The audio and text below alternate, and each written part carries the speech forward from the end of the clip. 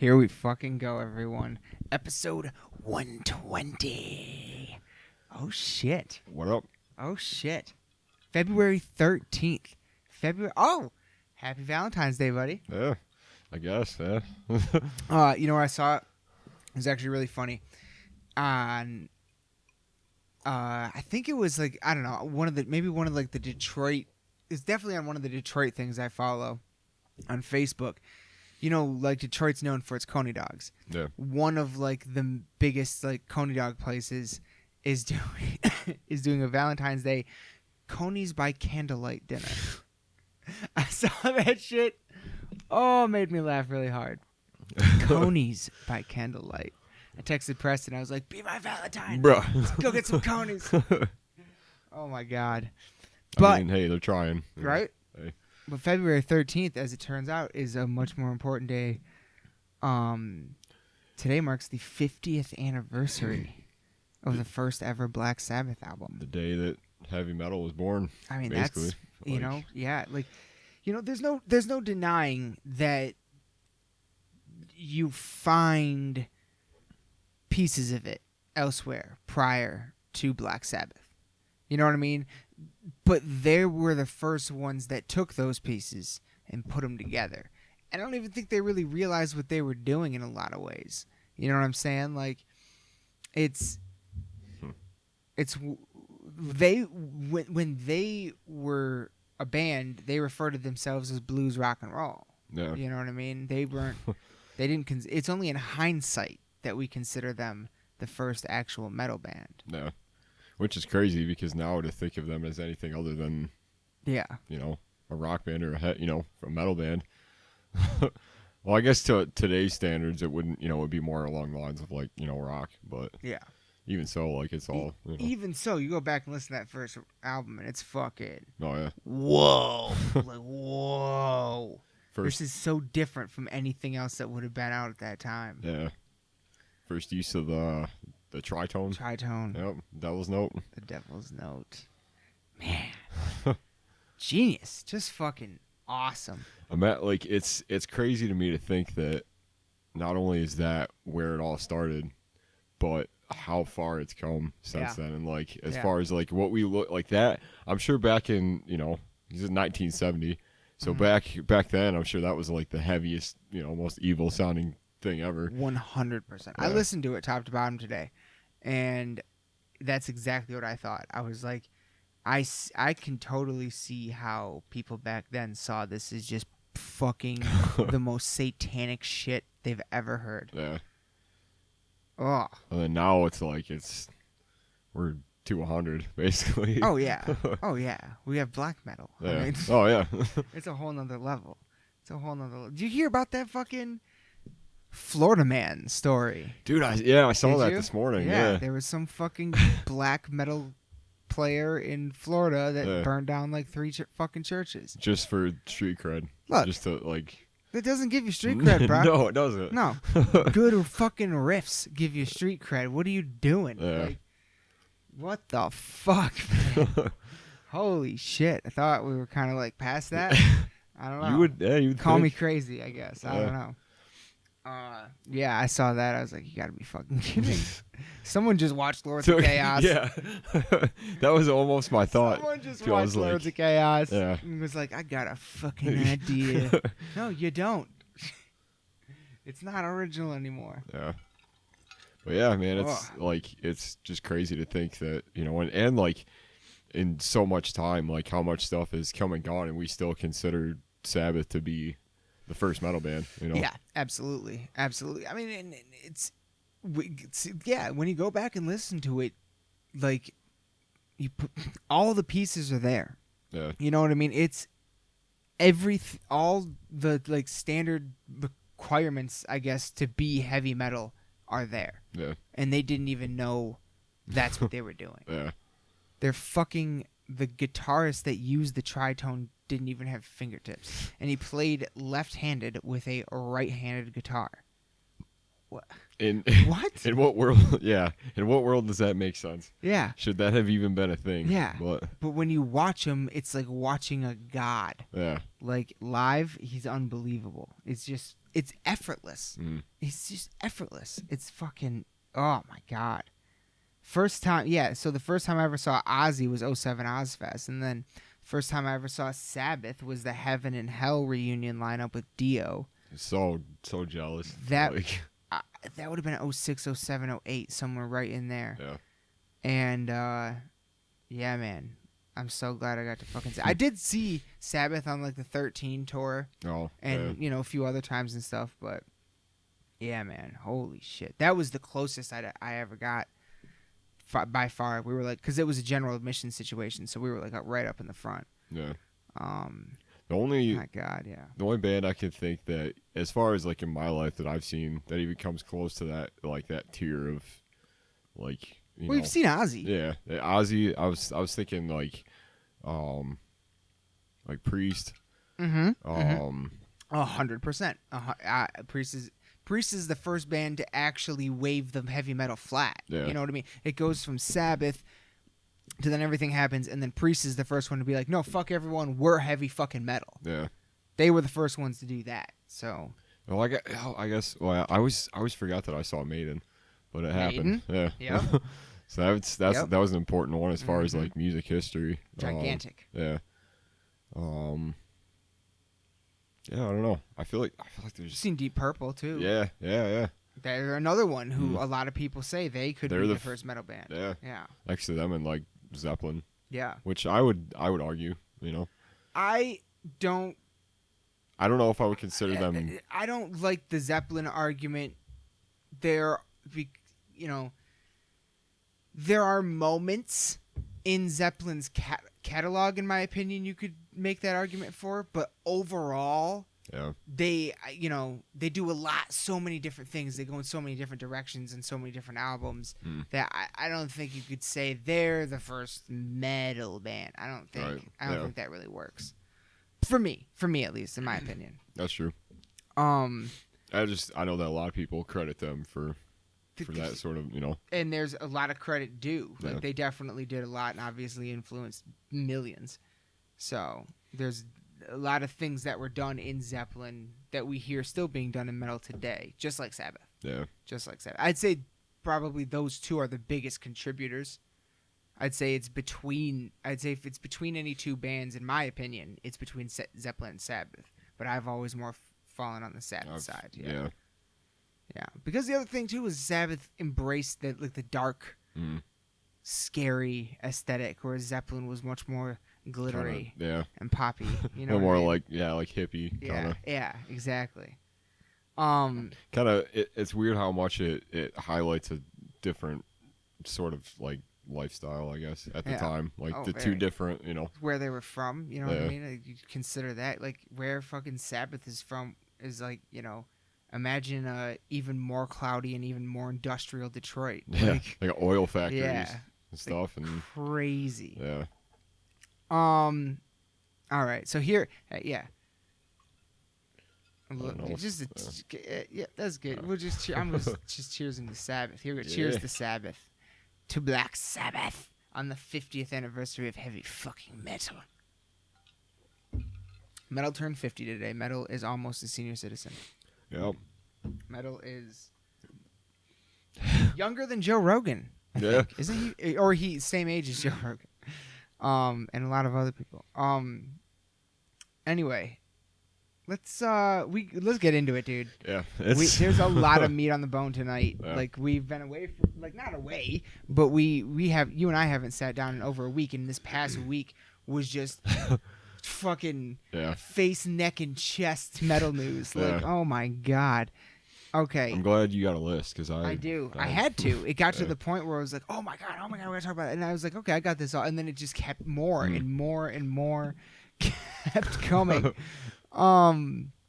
Okay, so let's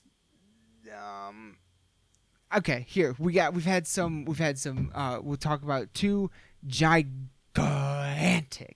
tour announcements that coincide with two singles that were released in the past week. First off, we had our first taste of the new Black Dahlia. We got the cover, we got the track list, we got the first single, and we got the album title Verminous. That's sick. That's the name of the song too, right? Yeah. Yeah. Title track, and the covers that green, Nightbringers, Ever Black, Nocturnal-esque style. Yeah, that big like landscape kind of look to it. Gorgeous though. Oh yeah. I ordered the flag. Nice. I did. Oh hell yeah. I had to. Yeah. And the CD. Yeah. But I got a lot of merch. And dude, that nightshiftmerch.com, man. They got some good shit on there. Yeah. And what I'm kind of wondering is, this album comes out, I think, just a few days before 420. Are they gonna have a pipe? Probably. Are they gonna do a pipe with this album? I want to know. I want it. I feel like they have the last 2 years, except last year was the big like every album color different like style, and then the year before I think was just the one. I think they just did one for Ritual, so it was the green. So they'll probably the one before that would have been Nightbringers, right? Because that was 3 years ago now. Yeah, I was just thinking like what they've done as far as like for that date. So and they've stuff. done them on years where they don't even release an album. I feel like they have, yeah. Oh shit! Then they should definitely. Yeah. Oh boy, keep your eyes out for that. Yeah. I know they usually do something. I mean, that's the whole point. They just have the last few years, so I imagine we'll probably see merch and stuff. So, but yeah, dude, that song is huge. Verminous. Yeah, dude.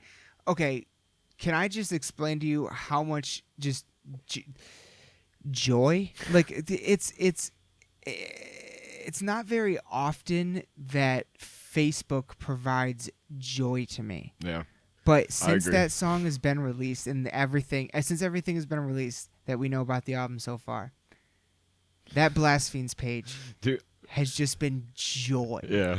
Like all the fucking rat memes and stuff. Oh my God. Dude. I can't believe I haven't seen one though where it's like a picture of the frontman of Ghost going rats, and then at the bottom it's just like Trevor and the L'Oreal thing smiling. Like, you know what I mean? Like there is like one meme I thought of. I was like, I can't believe I haven't seen that yet. But dude, oh my God, some of them have just been fucking gold.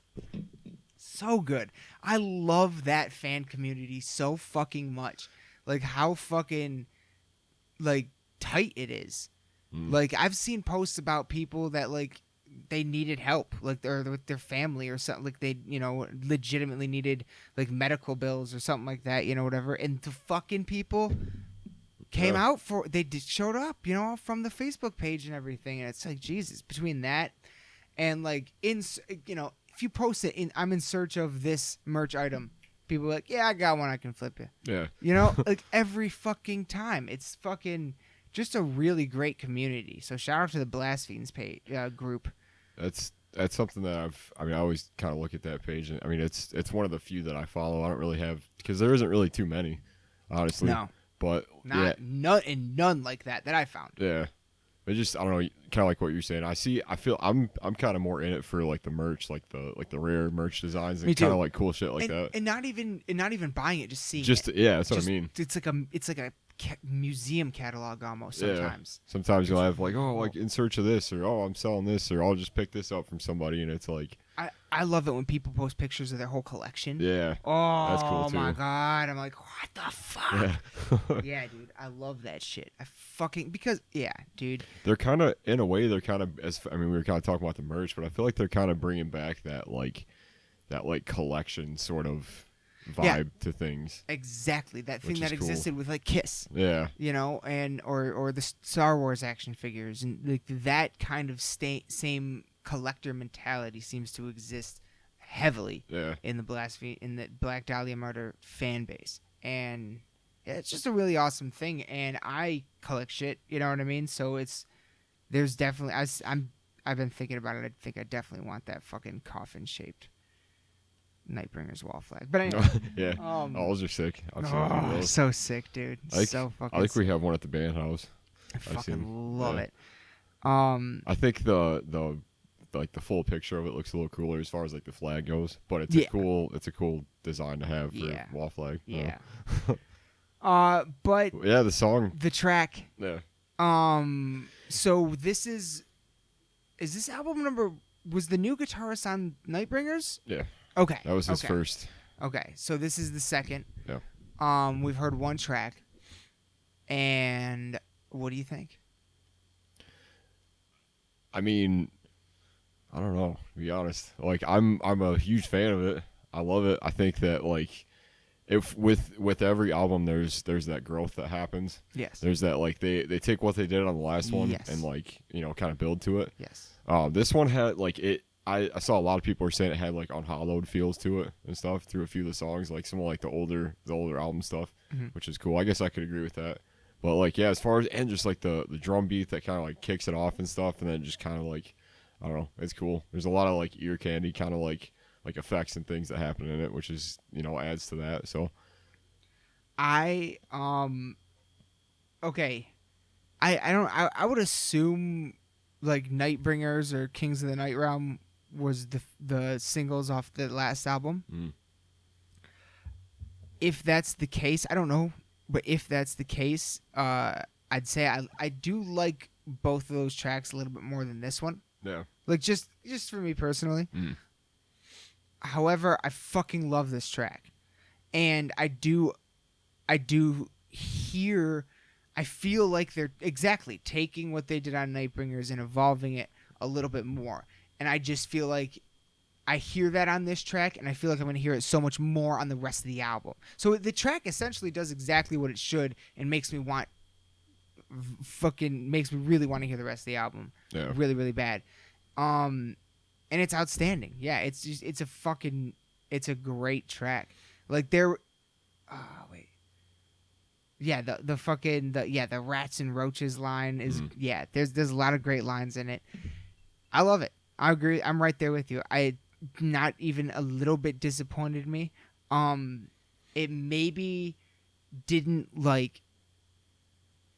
I wasn't. The only thing I could really pick up is I wasn't crazy about how much things repeated throughout, but I kind of understood in the scale of the song and, like, to keep things moving or whatever. Like, that there were a few parts you kind of had to go back to sort of transition it through, but. And I really liked the guitar solo. I almost wish that was a little longer. Yeah. But yeah, no, I've been banging it ever since, and it's fucking. I just can't wait. I can't wait for the fucking rest of the album, or at least we probably won't get another. Wait, it's out in April. Maybe we'll get one more a single. Yeah, they usually. I know with the last one they did 2 of them. 2. Like they did. Night Realm and Nightbringers. No, it was I think Night Realm and Widowmaker. Oh, okay. I think I could be wrong about that. Okay. But I feel like that was one of the earlier ones. So, but yeah, it'll be cool to kind of hear. I'm ecstatic. Yeah. Like I really think this album that song made me feel like, oh my god, there's potential for this one to be better than Nightbringers, and I fucking love Nightbringers. Yeah. So. To me, Nightbringers had to grow on me a little bit for some reason, and I to this day I still don't know why. Like, there were songs on it that I just wasn't really too into when I first heard it, but like kind of going back to it and giving it a little bit of time and stuff, and kind of letting the hype from it kind of wear off a little bit, because there was a lot of that surrounding it. Yeah, especially with the new guitars. Yeah, and after a certain point, it's like, all right, like I gotta kind of listen to something else to kind of go back to it. Which, I mean, that's to be said about everything, absolutely. Like every new album. Absolutely. But I mean, I think it excited me as much as it did when I heard, like, I don't know, like when I remember specifically hearing the first song on Deflorate the first time, being excited about that, and then kind of like it's that, like, I don't get that with too many other bands, but like that was the first kind of time I started to notice, like, every time they put out something, it's something to be excited about. Yeah. And this is kind of no exception, really. Right. So. Yeah. This is a lot to be excited about on this one, I think. Yeah. Plus, it's been a little bit longer than they usually take with it's been releases. like 3 years. Yeah. It's usually every other year. This one took 3 years. I think they were smart about just using Nightbringers as kind of a stepping stone. Yeah. For everything over the last couple of years. Yeah. Because that I think I saw that album in its entirety twice. Yeah, and they usually the fuck out of it. Yeah, which is brilliant. Right. Like, that's what you should do. Usually that only happens once, if you're lucky. Yeah. At the 10-year mark, but they're like, no, we'll just play it twice. So, yeah, and it's a masterpiece. And yeah, rightfully so. Yeah. You know, I didn't, and I think maybe that's kind of what made me get into the other songs that I didn't really care for a little bit more, because I heard it live and I kind of saw like where it was supposed to go, and like just so. It definitely things that different parts of it pop live for sure. Yeah. Like what was the first? It was as good as dead. Mm-hmm. I wasn't a fan of that one, and the last song. I don't remember what it's called either. Catacomb, I think. Oh, okay, yeah. I don't know. There was something about it. It was just weird to me. Like and then kind of seeing it live and kind of going back to what you're saying is like, now those are like two of my favorite songs on it. Fuck yeah. Fuck yeah. And so yeah, not only did we get the cover art, the track listing, the single, the Verminous track or album title and track title, we also got the announcement of the tour with Meshiaak. Meshiaka? Yeah. Meshiak. I don't know that one. Yeah. I don't know who they are. But also Municipal Waste, the Black Dahlia Murder, and Testament. They will be in Michigan at the St. Andrews Hall in Detroit on May 14th. May 14th. There's a lot of my dates in God. May. Yeah, a few. Testament, did you hear their new song? Yeah. Fantastic. Yeah. I was like, what? Yeah. This is amazing. So yeah, I'm really looking forward to the new Testament album, and this will be the first homecoming show for Dahlia post-release of the album.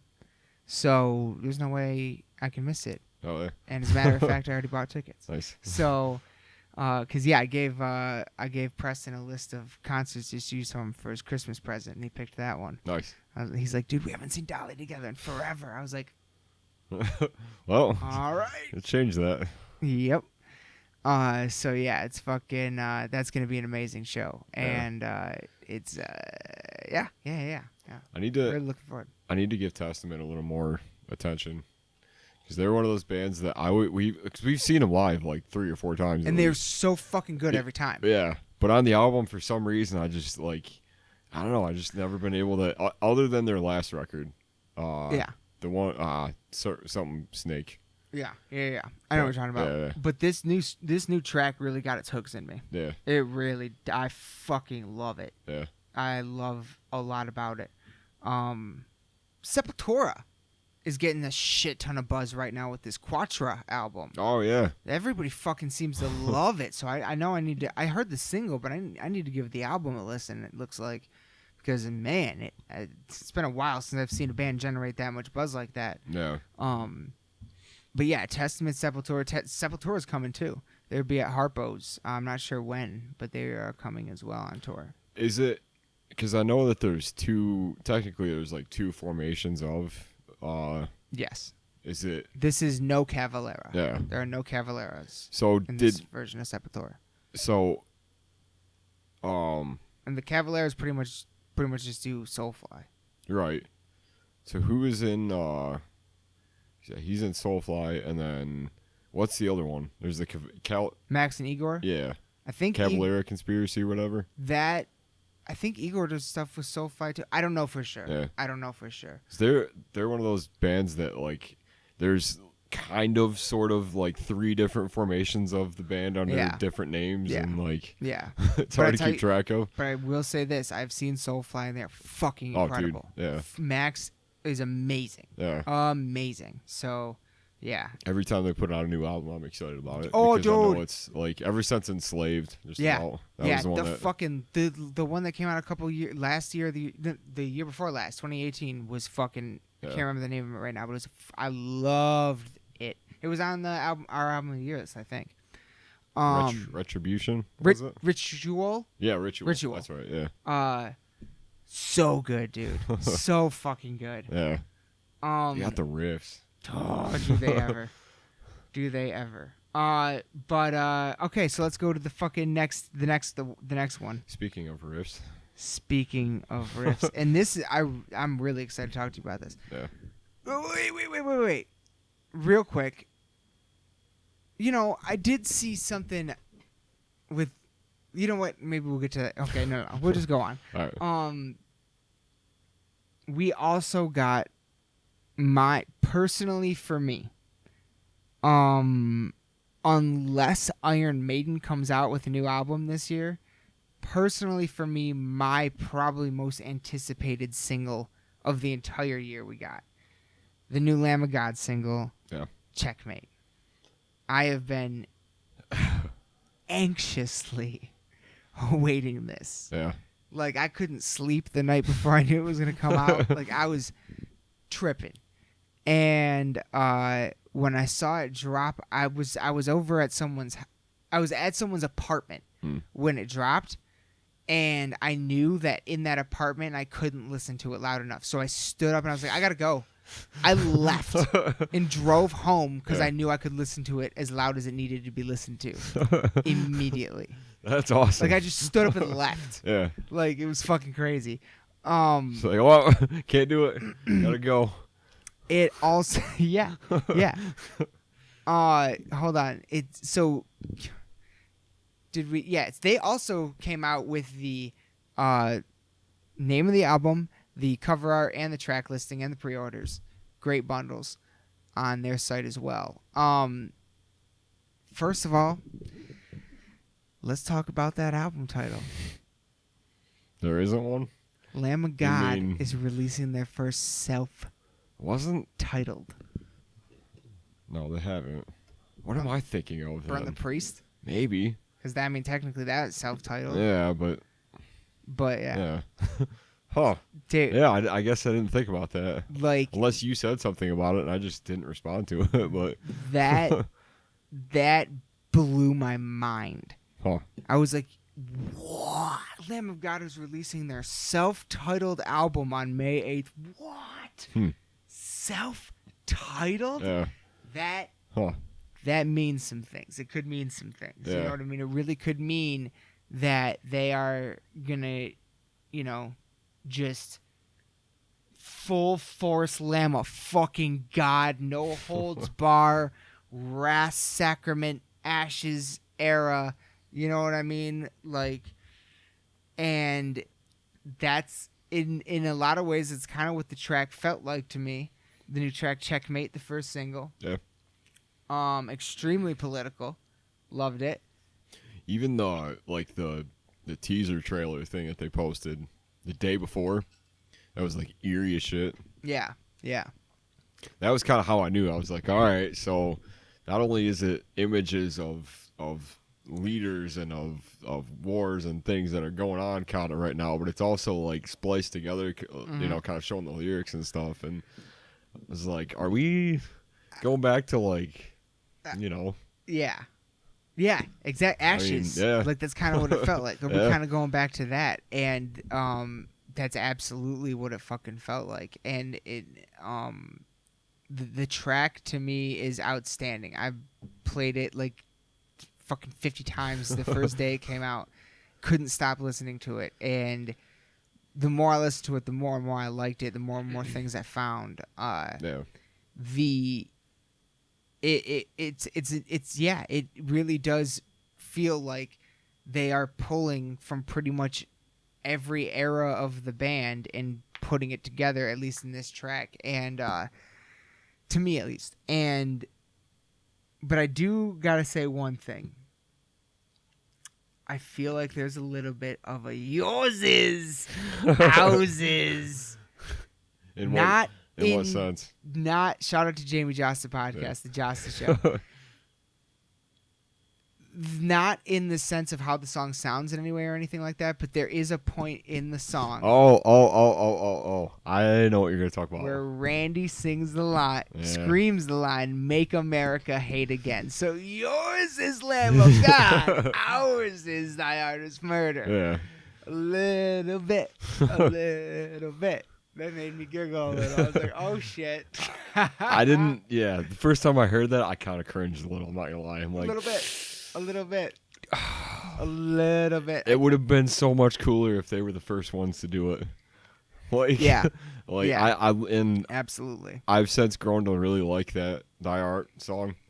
Especially since we saw it live. I didn't like it at first. Yeah. But when we saw it live, it really made me, I liked it a lot more. And I feel like Lamb of God all like they potentially could have called the song that if it wasn't already someone else's. Exactly. That was, and as soon as I read that, I was like, man, that's exactly what. Yeah. Like, yeah. But I almost feel like Checkmate is a more fitting song cool. for that band. Yeah. Like that. I feel like that works really well for them. And lyrically, like with the chorus and stuff. Yeah. So. Lyrically, it really impressed me. Actually, blew me away. What did you think of the drums, Mr. Drummer? Being that it was the thing I was most worried about. Me too. I dig it. I think it's cool. I felt like he's been touring with the band for 2 or 3 years now. Yeah. He's learned the Lamb of God style so much that he was able to reproduce it and give some of his own flavor. Yeah. Because there are some fills in there that I don't think Adler would have done. Yeah. But I liked. It's a little different. Yeah. But I liked there was some like extra drum rolls and stuff that I was like, whoa. Yeah. Well, it's like if I didn't know any better, which is kind of crazy to say, and it's only off one track, but if I didn't know any better, I'd be like, yeah, it's still the same. Like, you know, still kind of fits that same mold. But it's also, I feel like they take that so serious, and and I feel like they know that it's such an important part of the band. Look, in their sound at this point. And I've heard fucking that they like with what? Well, I was just gonna say, like, I feel like they, you know, at this point they kind of know where they want to take the drums with and stuff, and it's just finding somebody that can fit that spot, you know, and kind of deliver on that. So to me, I thought it was, it kind of like eased me a little bit, but it also kind of like with what you were saying, because there was a few things that were different. It kind of made me like, oh, all right, like. So we're gonna hear some different things later on this album. Yeah, but it wasn't distracting though, which is cool. No, it wasn't like it felt like it fit. Yeah, exactly. So that was kind of relieving to me. And exactly what you're just talking about right there. They have a specific sound. When if let's say they played Lamb of God on the radio. If you're skipping through the radio and you pass by a Lamb of God track, just like a Zeppelin, just like a Sabbath, just like a Maiden or a Priest, you immediately know it's them. Same also, I would say, with Dahlia. I feel like Dahlia has cultivated a very specific sound over their career. Mm-hmm. And then, yet, they both release their new singles in the same week. And I see on the Blast Fiends page and on some just metal fucking pages that I follow, this sounds the same as this, and this sounds. Why can't they write something different? And this, and then I'm sitting here going, yeah, but if it was different or experimental, you'd be saying, fuck them. This isn't Black Dahlia. This isn't Lamb of God. This is the one I know. Fuck this band. They sold out. Same fucking. Yeah. You know what I'm saying? It's the fucking. There's no pleasing. No. But you know what? To the fucking fans that ultimately just love the sound and are just as interested in hearing that sound as following the band through the evolution of their career. Mm-hmm. I've said it a million times. Your favorite band could release the best album they've ever released on their next release. That doesn't mean it's going to be your favorite album. Like, these are two different things that I don't think people do a good enough job at disassociating. Your favorite album doesn't necessarily mean, like, on paper, that it's their best album. You know what I mean? These are two. One of them's sentiment. One of them's like, hang on, what do they do musically there? You can judge that on a certain scale. You know what I'm saying? In terms of just raw fucking talent. You can judge that. That's something that you can do. But that doesn't have anything to do necessarily with your sentimental connection to a certain album. Yeah. Which is like, yeah. So like that's something that I do. I have my favorite albums by bands, and I have albums, the best album I think the band ever did. Yeah. And sometimes these two things are different. That's something that I feel like, you know, we don't talk about near as often as we should. And I feel like, and to me, like, I feel like, you know, everybody's kind of guilty of that, because on the one hand, like, I used to be. Yeah. And 100%. I know I am, because what was the first thing I said to you about the new Lamb of God song? I was like, I feel something to the effect of, I feel like they're playing it safe. I feel like they're, so I don't know, something about that. Like, I was expecting to be like punched in the face with it, and like, you know, kind of like how I am. You know, I was excited about the fact that they were putting out new music. And I was excited about the fact that after all this time with everything that's gone on, that they were still able to put something out. And I'm excited to hear the new album. I don't know. I just like, as it's hard to separate that fan side for like the side that's like, they're not the same band that wrote the best album I've ever heard like 10 years ago. You know what I mean? Yeah, like, especially if that first single doesn't hit you the way you were hoping it was, or you thought it would, or something like that. You know what I mean? I absolutely, because in a sense I was almost expecting something different too. I'll never forget when the first time I heard the song Contractor. Oh yeah. That song, I felt like after I heard that, I didn't have any teeth left. Like, I felt like I got kicked in the jaw and broke my neck, and like it just fucking and I felt like I was gonna have something similar to a reaction to that, but dude, that shit rolls over you. Even still. I wish they'd play it more often. They don't. Yeah, or they just don't do in it general. much. But this one didn't quite do that. But at the same, it didn't hit me that way the first time, but then I kept listening to it because I was like, okay, there's a lot to unpack here too. And yeah, it just really fucking grew on me. It does. There are moments where it feels like it could have been on Resolution. There are moments it feels like it could have been on Sacrament. There are moments it feels like it could have been on Wrath.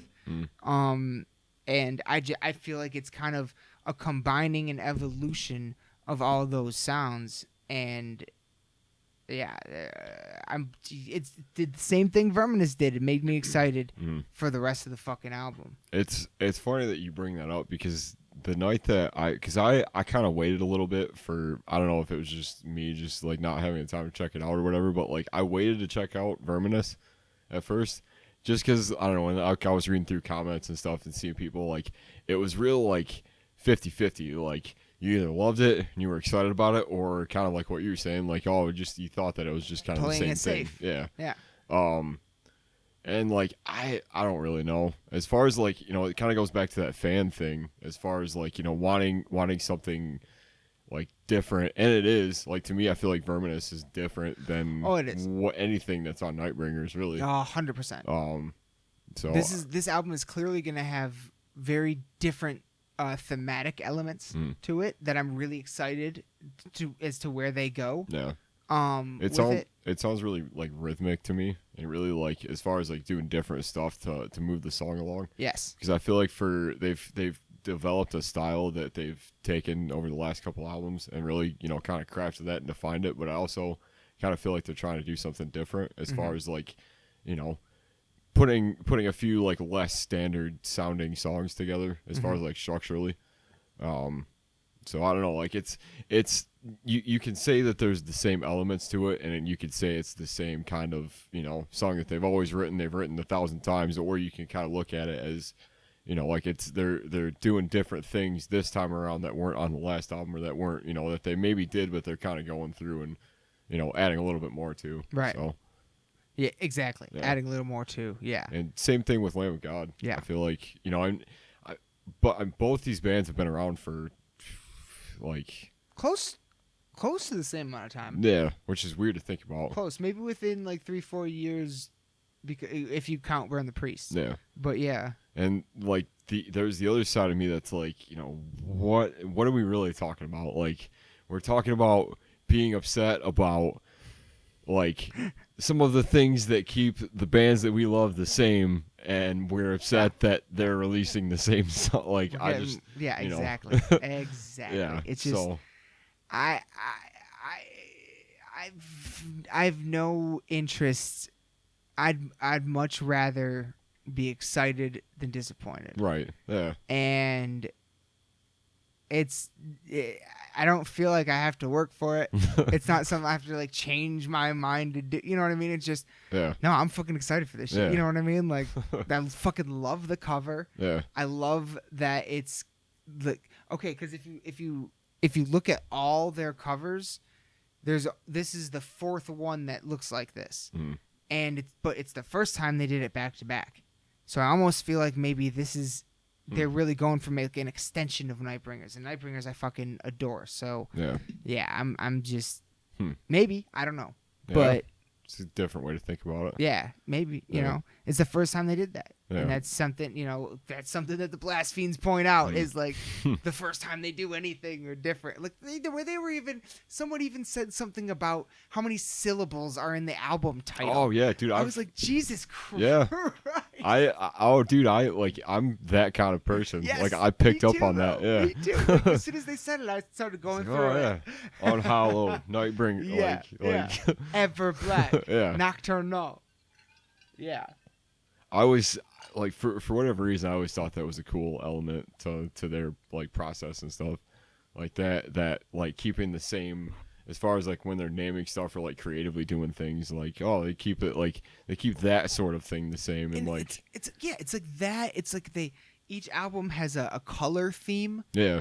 It's very I look at them, I look at Bodum. They did that. R.I.P. Well, shit, yeah.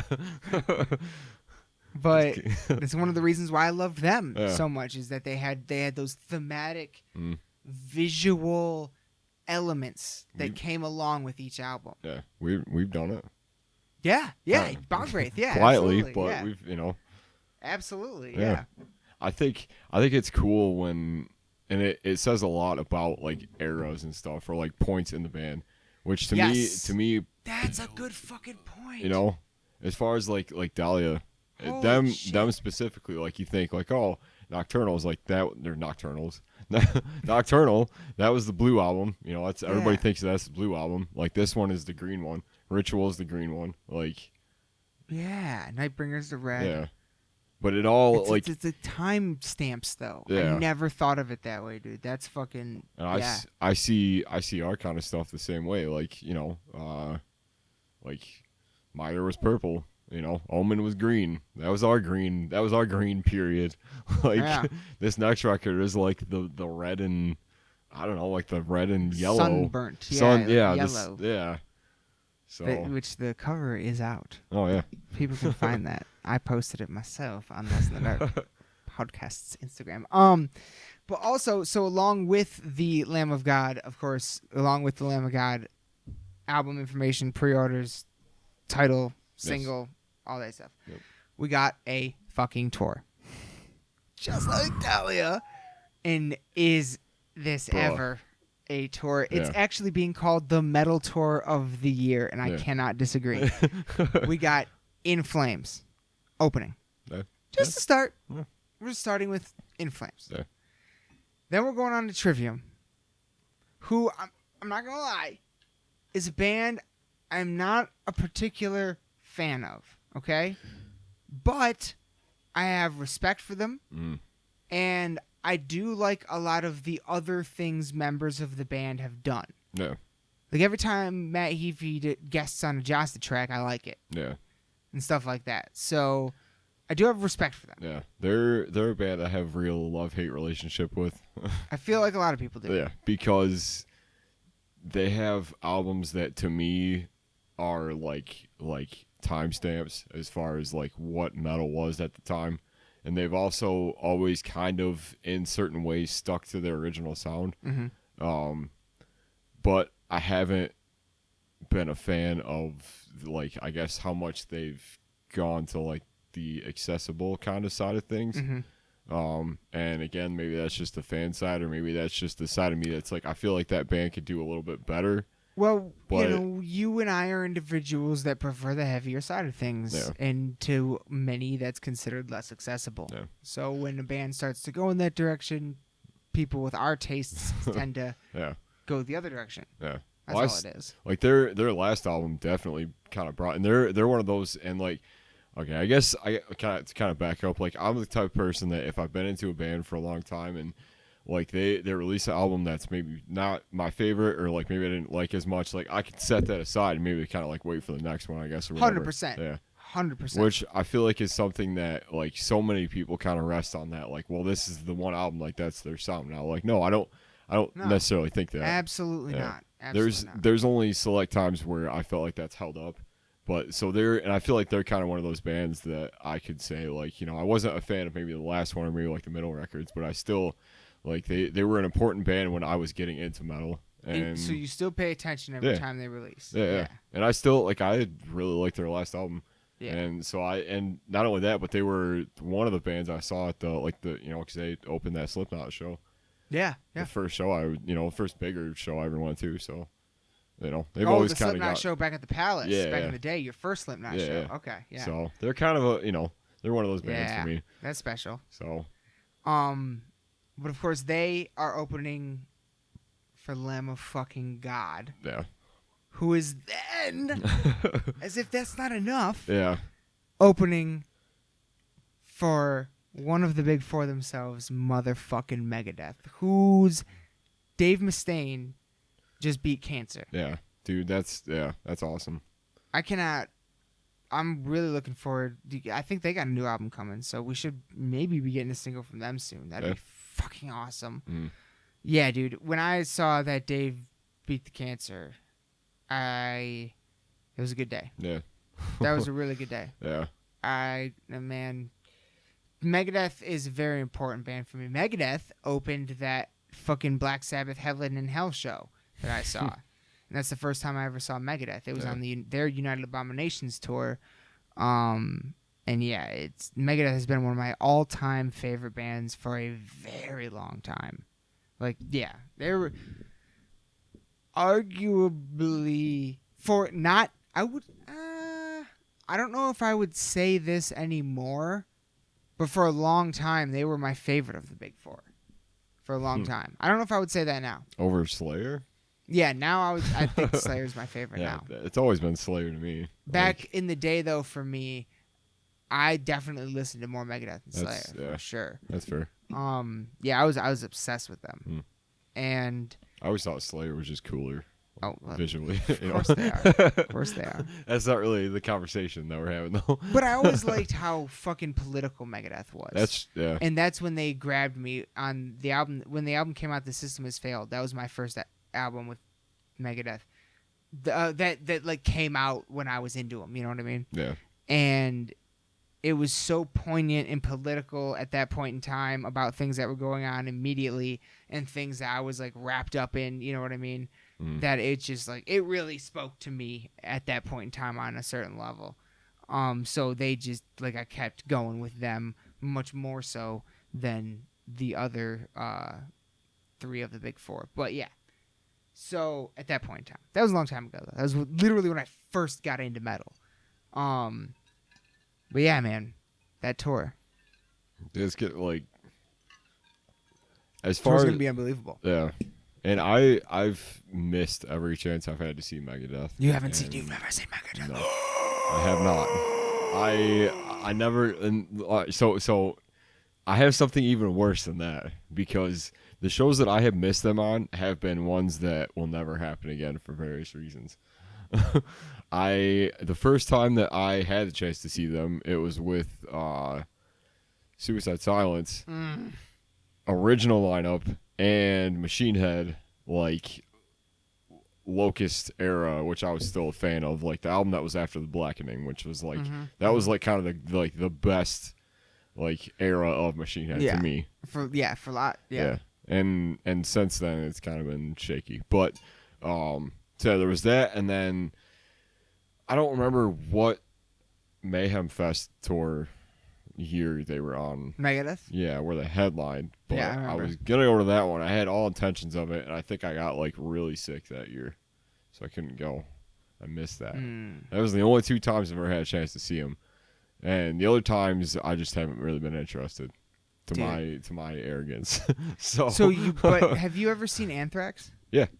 Okay, so you've seen 2 of the big 4. Yeah. Now you just need this third one. Yeah. Because let's be real, Metallica, they rarely tour. When they do, their tickets sell out too fast. Yeah. It's just almost too hard to even fucking see them. But well, and I've they've been around so long, and they have so many live videos and performances. I just cool. Nah, we're not. I'm not gonna go into Metallica. It's a whole other conversation. It's a whole other conversation. but yeah, regardless, yeah. I saw the Big 3 tour. I saw Slayer, right. Megadeth, Anthrax. Yeah. And so, I've seen all 3 of them tons of times, and it never gets old. Yeah. Every time I see them, I feel like they're better than the last time I saw them. Yeah. And every single Slayer, Megadeth, Anthrax, every single fucking one of them just gets fucking better. And I really hope Anthrax finally drops their new album this year too. They're one of those bands that I never got into until I saw them live. Same. I was like, same. all right, like, you know, Same. Saw them live with Joey Belladonna. Something, yeah. Yeah, specifically, yeah. But yeah, so that's gigantic tour, and then here we're coming to Michigan twice on July. What do we got? Fucking, it's too small. God damn it! Can't tell what you're looking at. I'm looking at the poster. Oh wait, here we go. Here's a list of dates. July 1st in Detroit at DT, and July 2nd in Mount Pleasant, Soaring Eagle. Those are 2 Michigan dates. Oh yeah. Lost in the Dark will be at DT, no question. So yeah. What was the other one that I sent you, like, yesterday? Deftones and Gojira. Yeah, that one. So that's another tour happening this summer, right? Yeah. Okay. So already we've talked about Testament, Municipal Waste, Black Dahlia Murder, Megadeth, Lamb of God, Trivium, In Flames, Deftones, and Gojira. Yeah. Right? Yeah. And it's February 13th. All of these bands Yeah. are touring this summer Yeah. on their own tours. Who else is there? What else got announced this past week? Round 2, Knotfest Roadshow. Yep. Knotfest Roadshow. We got Code Orange. I can't believe this lineup, by the way. Under Oath, A Day to Remember, and motherfucking Slipknot. Like, if, dude, high school me would be losing his mind right now. I'm going to be honest with that.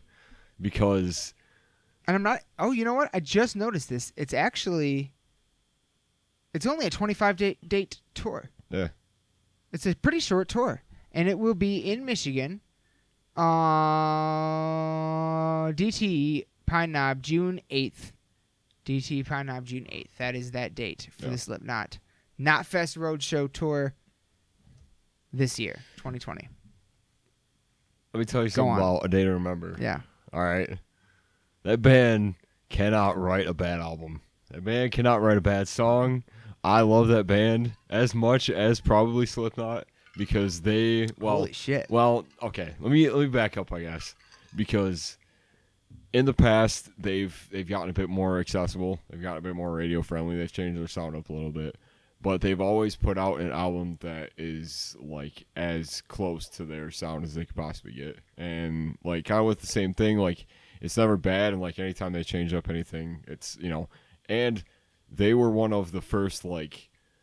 As far as like the bigger like crossover bands, like they're huge for that. Like they're one of those bands that gets other, younger people, I guess, into heavier music. Mm-hmm. Same kind of thing with Slipknot, I guess. And so to see them and then Under Oath, who's another band that I was listening to around the same time that I got into A Day to Remember, is like that weird kind of era of music where it was almost like I got into. Okay, so it was Slipknot first, and then Under Oath was in there somewhere because they were kind of heavier, and then A Day to Remember came after that. And then to me, like those, and then Code Orange is like the newest of the, and they're sick. I don't know if you've listened to them or not. A little bit, yeah. Yeah. Yeah, the fact that tore those bands like that sound, because they're all different. Like A Day to Remember is basically like hardcore meets like pop punk. Mm-hmm. Like it doesn't make sense that they're on a tour with Slipknot. No, that's why when I texted you that tour, I was like, I'm confused. Yeah, as was everybody else. But like, dude, to see that and like to know that that's something that's about to happen is like, seeing you this excited makes me excited. So, and that's why I was texting you. Then I was like, dude, I'm about to spend $300 to see him like front row VIP. Yeah. Like that's fucking. Yeah, it's that level. So. Yeah. But I believe so. That's insane. We've in the past week we've had unfucking believable tour announcements. Now, going into this past week, everybody was under the impression that Mayhem Fest was coming back and Lamb of God and Megadeth were going to be the headliners. Mm-hmm. Now, as it turns out, Mayhem Fest is not announced yet. It is coming back but they are not the headliners. They're doing their own tour, Right. as well as all the other bands we have just mentioned. Yeah. Okay? So you think about every fucking band we just talked about, none of them are going to be able to be on Mayhem Fest. Yeah. Unless. What, do you think there's some big scheme happening? Unless Mayhem Fest is a one-off, not a tour. Oh. Because Mayhem Fest posted on their Facebook, sorry, the rumors are not true. Lamb of God and Megadeth are not headlining Mayhem Fest, but we have something cool for you later in the year. I didn't ever think about that. The fact Maybe that it could be... it's a one-off, just like Ozfest did. Yeah. Maybe it's a one-off. You think they'd really do that, though? It would hurt my soul. Yeah. Oh, incredibly. Well, it would hurt my soul on the one hand, but on the other hand, I'm so fucking happy with everything we've just gotten announced that, like, It's hard, yeah. this year's gonna be amazing. We got new Lamb of God, new Ozzy, new Dahlia, new Testament, new Megadeth, new Sepultura. Potentially more new Slipknot.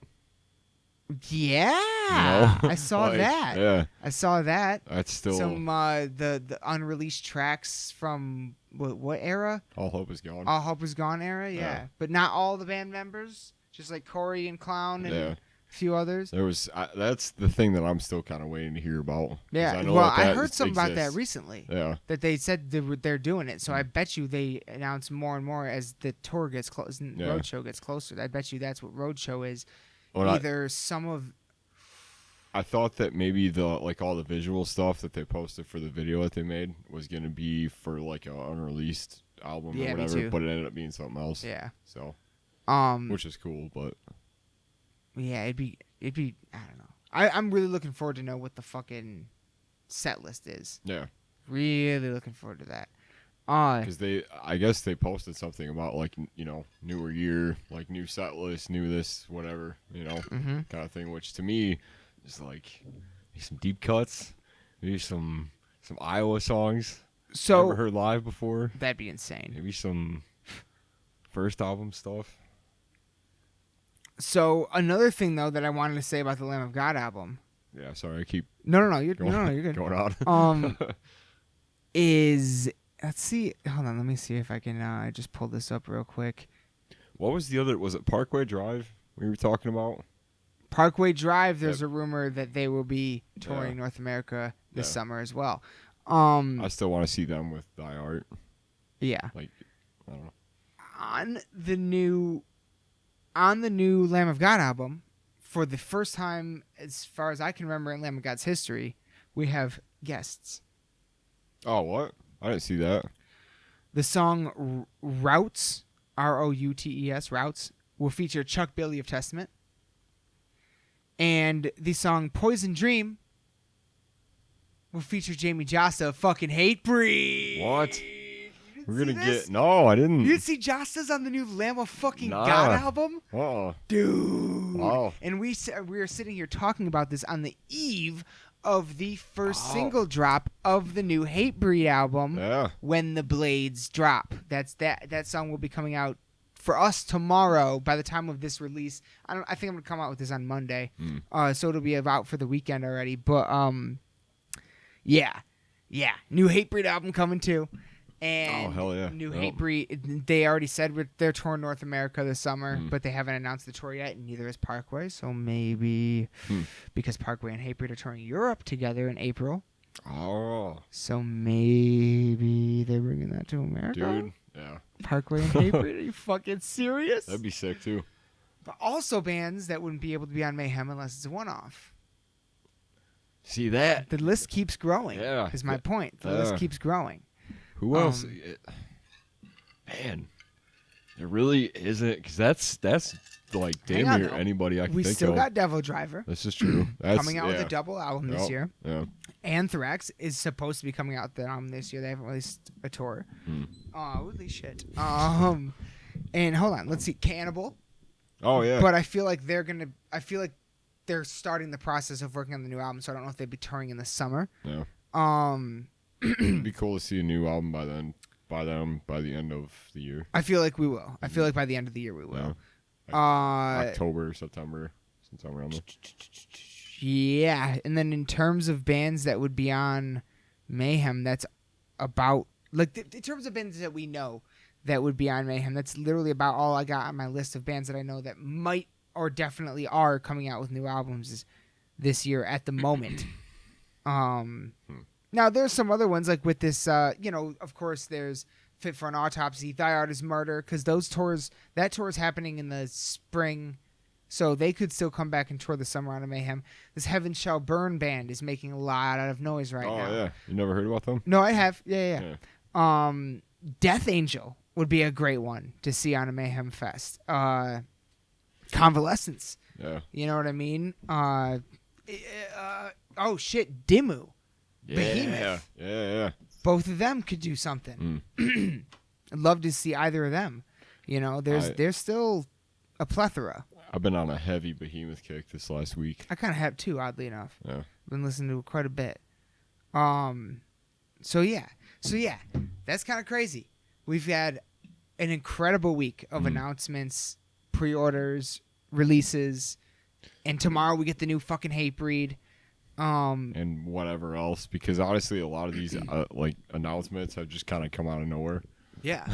So that's the one exciting thing about it is like who knows. Yeah, who knows what's next? Yeah. I mean, we can assume there's certain things we might be able to, there's rumors. There's lots of rumors going around right now. Dude, what if Maiden headline Mayhem Fest? Oh my god.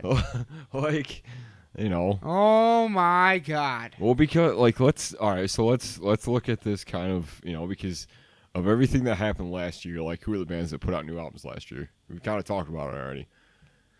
Cattle Decapitation? Yeah. They'd probably be more Summer Slaughter. Slipknot, Carnifex. Yeah. Yep. I could see Carnifex on. I could definitely see Carnifex. Mayhem Fest. I don't know if they've ever played Mayhem. I don't know if they have either. Shit. Last year. God damn it, Aaron. Despised Icon. You're making me go over the album of the year list that I don't remember. Rotting Christ. They're already on though. Dude, although was that's not as. Was Whitechapel last year? The Valley? Was that last year? No, that was 2 years ago. Yeah. Okay. Yeah. Are you sure? Yeah. Okay. I think it was 2018. All right. I feel. Was it? No. I don't know. Damn it. I don't know, dude. I don't know.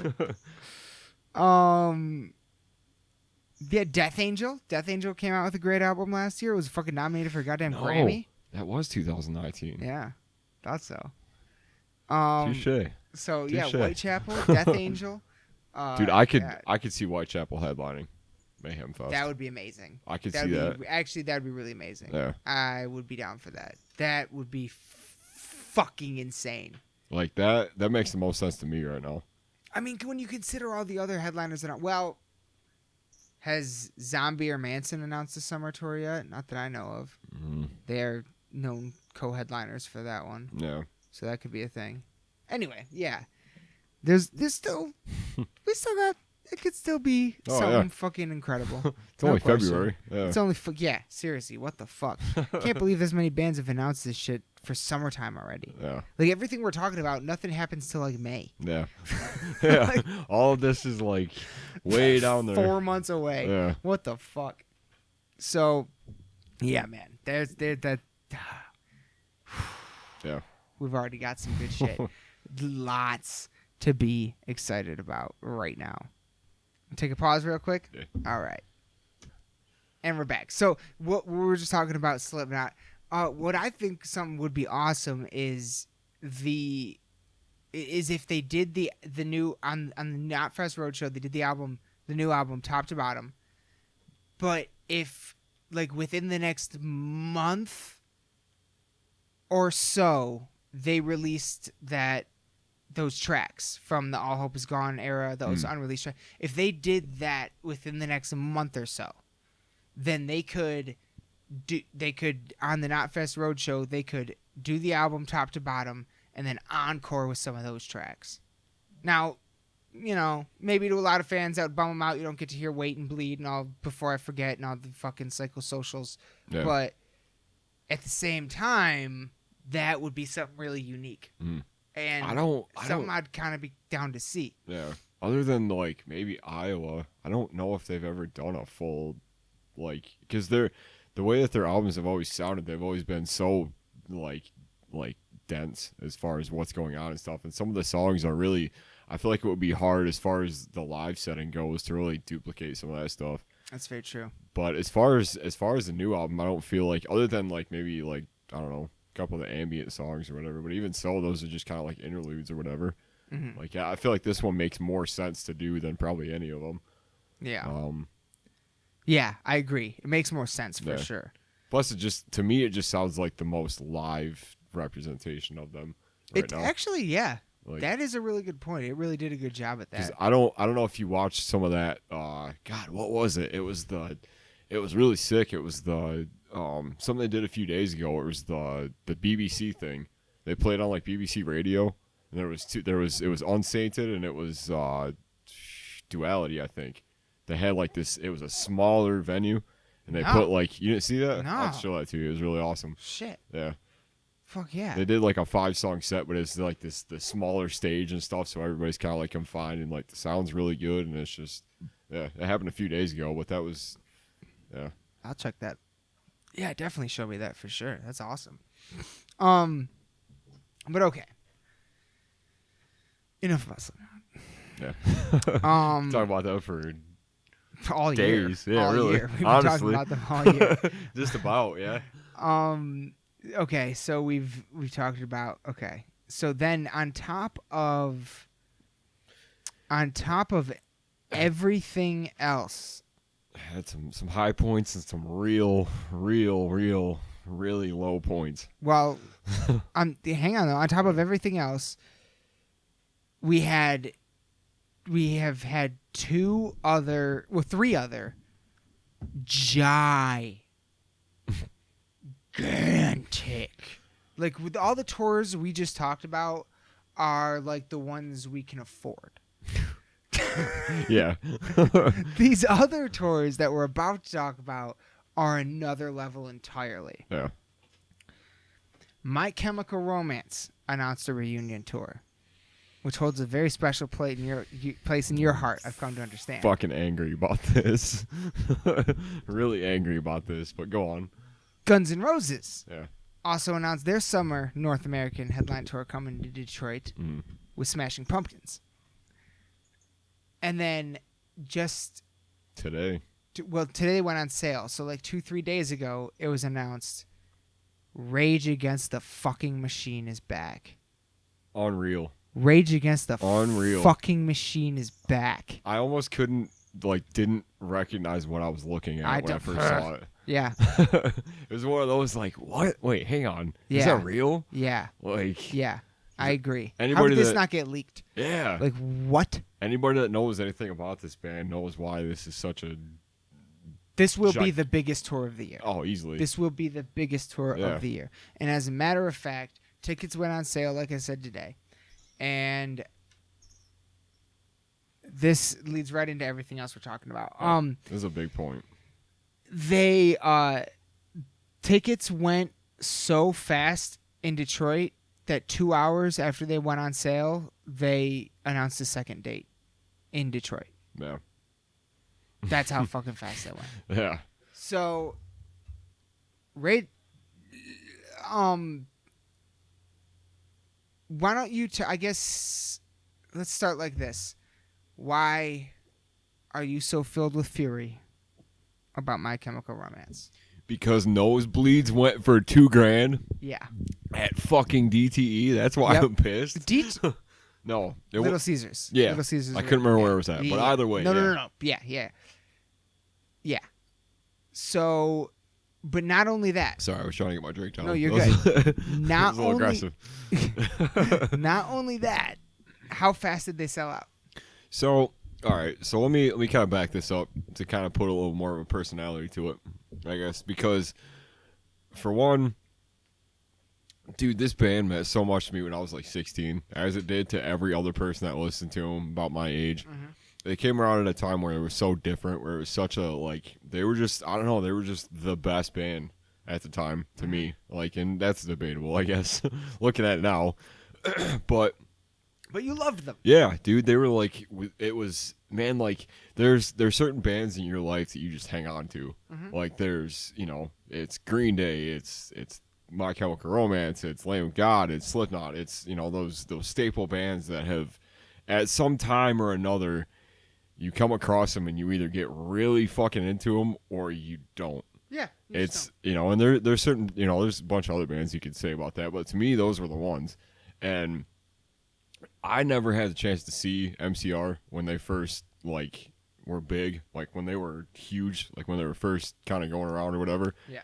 And then from the time that they announced that they were breaking up and stuff, like, there was just this collective just disappointment from everybody, like, myself included, that just never got the chance to see them live.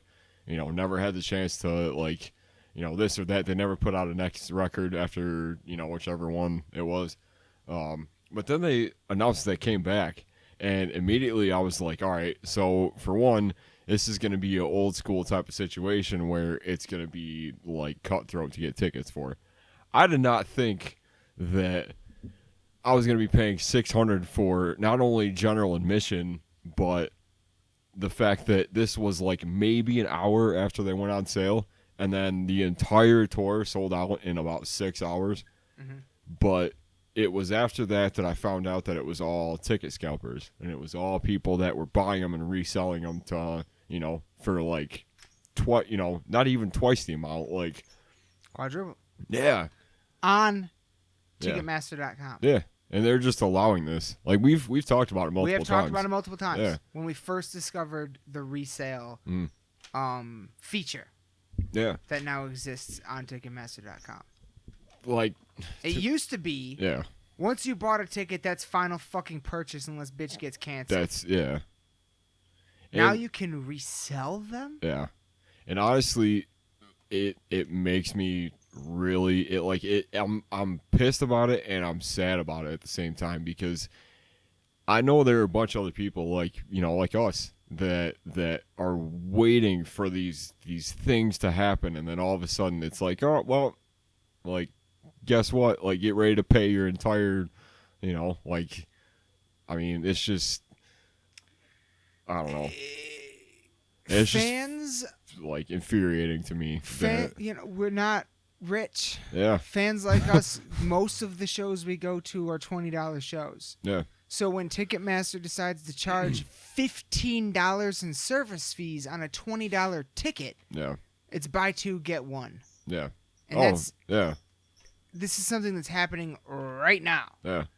And it's doing, it does nothing. All it does is hurt the musicians and hurts the fans. Yeah. And in my opinion, it does a more effective job at harming the music industry than Napster. Yeah. In my opinion. I fully agree with that. It is currently, in today's world, doing a more effective job than what Napster did by what most people consider killing the music industry. I think Napster killed, let's correct this, Napster killed the recording industry. Ticketmaster is killing the touring industry. That's what I see fucking happening here. And it's absolutely disgusting to me that they're allowing this to happen. That they're allowing literal scalpers to do this, bots to do this, people that work at for the fucking. I've even heard on some of the podcasts, the comedy podcasts I listen to, that they found out there are the venues will tell their employees to buy up a bunch of tickets and resell them, so the venue can make more money off of it. And get this also, people, on those resale tickets on Ticketmaster, so someone has to buy that ticket, or a bot or whatever, something has to buy that ticket. In order to buy that ticket, you have to pay Ticketmaster the service fees. And then you go ahead and put it on the resale market on Ticketmaster.com. Well, guess what? When someone like you or I tries to go buy that resale ticket, we still have to pay the service fees. Yeah. So Ticketmaster gets twice the service fees off the same fucking ticket. And someone's going to try to tell me that Ticketmaster isn't the one doing this? Yeah. Absolutely not. Oh, it's been proven that they're the ones doing it. Absolutely. They've come out and said that they're, they're responsible for it. Follow the money. Dude, it's so sad to me. Yeah. And it's so disappointing because you're robbing people of the experience to see something that they're so close to. And it's all a money game. It's all a numbers game. That's all it is, really. These are people that don't have an appreciation or passion for music whatsoever. Yeah. That's what this is. Like, if you work in that industry, and you have a legitimate you claim at least to have a legitimate passion for music, what the fuck are you doing? Yeah. Like, this is My Chemical Look. In what, sorry, I'm no, go. But it's one of those things where it's something I've said about a lot of stuff that's happened recently, and mostly about this. But it's I'm just kind of pissed off and just sad that it's happened, but also I'm glad that it's starting the conversation, because did you see after the tour got announced and after the the whole ticket thing kind of went through, there was articles and there were people that were talking about this same kind of thing. Yep. And I feel like that's what needs to happen to kind of get things to change, is people recognizing that fuck, man, I just want to say that for the record, I think it's funny. We've literally been talking about this for over a year, and it started last year when the Slayer tickets went on sale for the Final World Tour. 2 years ago now, because that was a 2-year tour. So 2 years now we've been fucking talking about this. That's why I missed that tour. Thing. Yeah. Yeah. Well, the first leg. Yeah. Right. We both missed that first leg. Yeah. Because of that. Because of this exact fucking thing that we're talking about right now. Yeah. And it's unbelievable to me. It's fucking... What are you doing? The bands don't want this. Yeah. You know what I'm saying? And that kind of... Okay, so there we go. The bands... And so Guns N' Roses. Yeah. I've been debating whether or not I'm going to get a ticket to that show, because personally I am what one would describe as not a fan of Smashing Pumpkins, the opener. But then again, one would also describe me as not a fan of Alice in Chains, the opener. I saw Alice in Chains open for Guns last time I saw it Guns. To me, that's the better show, but go on. I know where you stand with that, but go on. So, at the end of the day, the Guns show is worth pretty much any opener to me. Yeah. And one thing I did find kind of interesting, because I've been monitoring the tickets, and when I checked today, pretty much everything that you cannot find a non-resale ticket on Ticketmaster for the Guns show in Detroit. However, you can click over. This is a link literally on the Ticketmaster website. There are more options to purchase these tickets. Click here, and it takes you directly to the Comerica Park website, where you can purchase tickets there, still at good prices. Granted for nosebleeds, but still, I think it's still worth it. Yeah, so there is that. So that I found kind of interesting, at least the fucking and I even tested it. I clicked through and tried to almost go all the way to purchasing the ticket on the venue's site, and they tack on the service fees just like Ticketmaster. Yeah. But at least it's not a resale that's already $10 to $20 above the face value. Mm-hmm. Rage. Yeah. Rage Against the Machine. Which is when I read this, I was really excited that somebody was finally doing something, And of course it would be them. Yeah. Oh yeah. Rage Against the Machine, when their tickets went on sale this morning, I got in the queue, and it told me 2,000 plus people were in front of me. And then I saw Alex from Recorruptor post that he got his tickets. So I started reading the comments. He said that he paid $290 for 2 tickets out the door. But every seat in the house, from front row to nosebleed, same price, $125. If you want to go see Rage, $125 and a discussion. Mm-hmm. I'm good with that. That's what AC/DC did. Yeah, man. That's when I saw AC/DC. That's what they did. Every seat in the house, $100, no questions. I'm good with that scheme. Yeah, that makes way more sense to me than all these scattered ticket prices and stuff. Mm-hmm. You know. What Rage also went ahead and did is they purchased themselves 100 tickets each venue every show, and they're going to release those tickets at a later date, and they're going to donate all of the proceeds from all of those tickets for each show, as well as all of the proceeds for the first 3 shows that they play on this tour, to charity and activist organizations and things like that. This is Rage Against the Machine, and you can read the articles about this, their attempt to deter scalping, the scalping that we've been talking about this whole time. Is it going to work? What's going to happen? How's this going to go down? I don't know. What I do know is that 2 hours after the Detroit date went on sale this morning, it's sold out, and they announced a second date for Detroit 2 days later. And so once that, I read that, so I tried this morning. I got online, I tried to get in the queue, couldn't. Went to work, checked my phone at work, saw that, and my boss is actually a big Rage fan, so him and I were talking about it. Yeah. And I saw that they had added the second date, and that the tickets were already available. So I jumped on my Ticketmaster app immediately to see if I could take a look, and that was 100% the case. And at least at the time that I checked, every seat in the house was still $125, but a lot of them were fucking sold out already. Right. So many were sold out already. Yeah. So, they put it this way. Here, let's check right now. Let's check at the time of this recording. I was trying to be honest with you, but I got it. I think I can pull it up right here.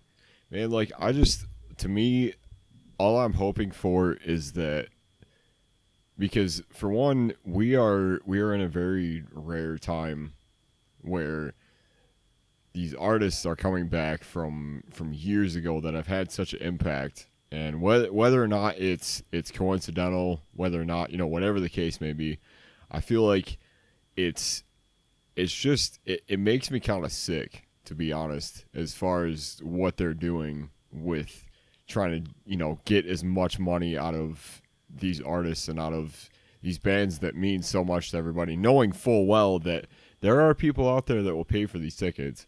Like, there are people out there that are like, you know what, like, this is the only time, like, $600, like, let's do it, kind of a thing. Unfortunately, like, that's kind of the way you have to go, but I just feel like, to me, to everybody else, it's such, it's just bullshit, because, I would be willing to spend probably more than the average ticket just to see a band that I grew up with, just to have that experience. And the fact that there's people that there's companies, there's corporations that will go above to try to rob people of that experience, try to rob people of that, of that value of what's happening, is, like, to me, it's frustrating, dude, because, it's not about promoting the music. It's not about getting people in the shows. It's not about getting people in the seats that actually genuinely want to see these bands and, these artists. It's all about how much money can we make, because this is the big thing. This is, like, to me, it's just, it's just greed, really. It's corporate greed. And it's fucked up that there's, for one, like, it's kind of going back to, I'm glad that we're having conversations about it. I'm glad that there's articles and there's things that have come out about it. But at the same time, what's it going to take for it to change, and how does it change? What do we go through? Because Ticketmaster, as far as I knew, from when I was growing up and going to shows and stuff, like, that was the only website. That was the only, and for a while they weren't doing this. For a while it was, as far as I knew. Like, I remember when the only service fee on a Ticketmaster ticket was $3.50. Yeah, and that was it. Instead, you're paying double or nothing for something that is, any other band, I'm not talking about, like, the smaller bands, I guess. And I say that I say that loosely, because, if this were to be happening with, like, and I feel like there's something to be said about the fact that we don't pay, $500 for like, you know, not to discredit anybody, but for other bands that aren't quite as God, what is the word? And as quite high demand, I guess. Prolific. Yeah. You know, there's something to be said that we don't pay, you know, $600 or $1,200 for tickets to see, like, I don't know, like Whitechapel. Cannibal. Say. Yeah, Cannibal. Like, you know, we paid, like, I remember, like, the most I've ever paid, and it was recently, it was like $50, and that was for Slipknot. Most I've ever paid for one single concert ticket was $100 to go see Guns N' Roses. Yeah.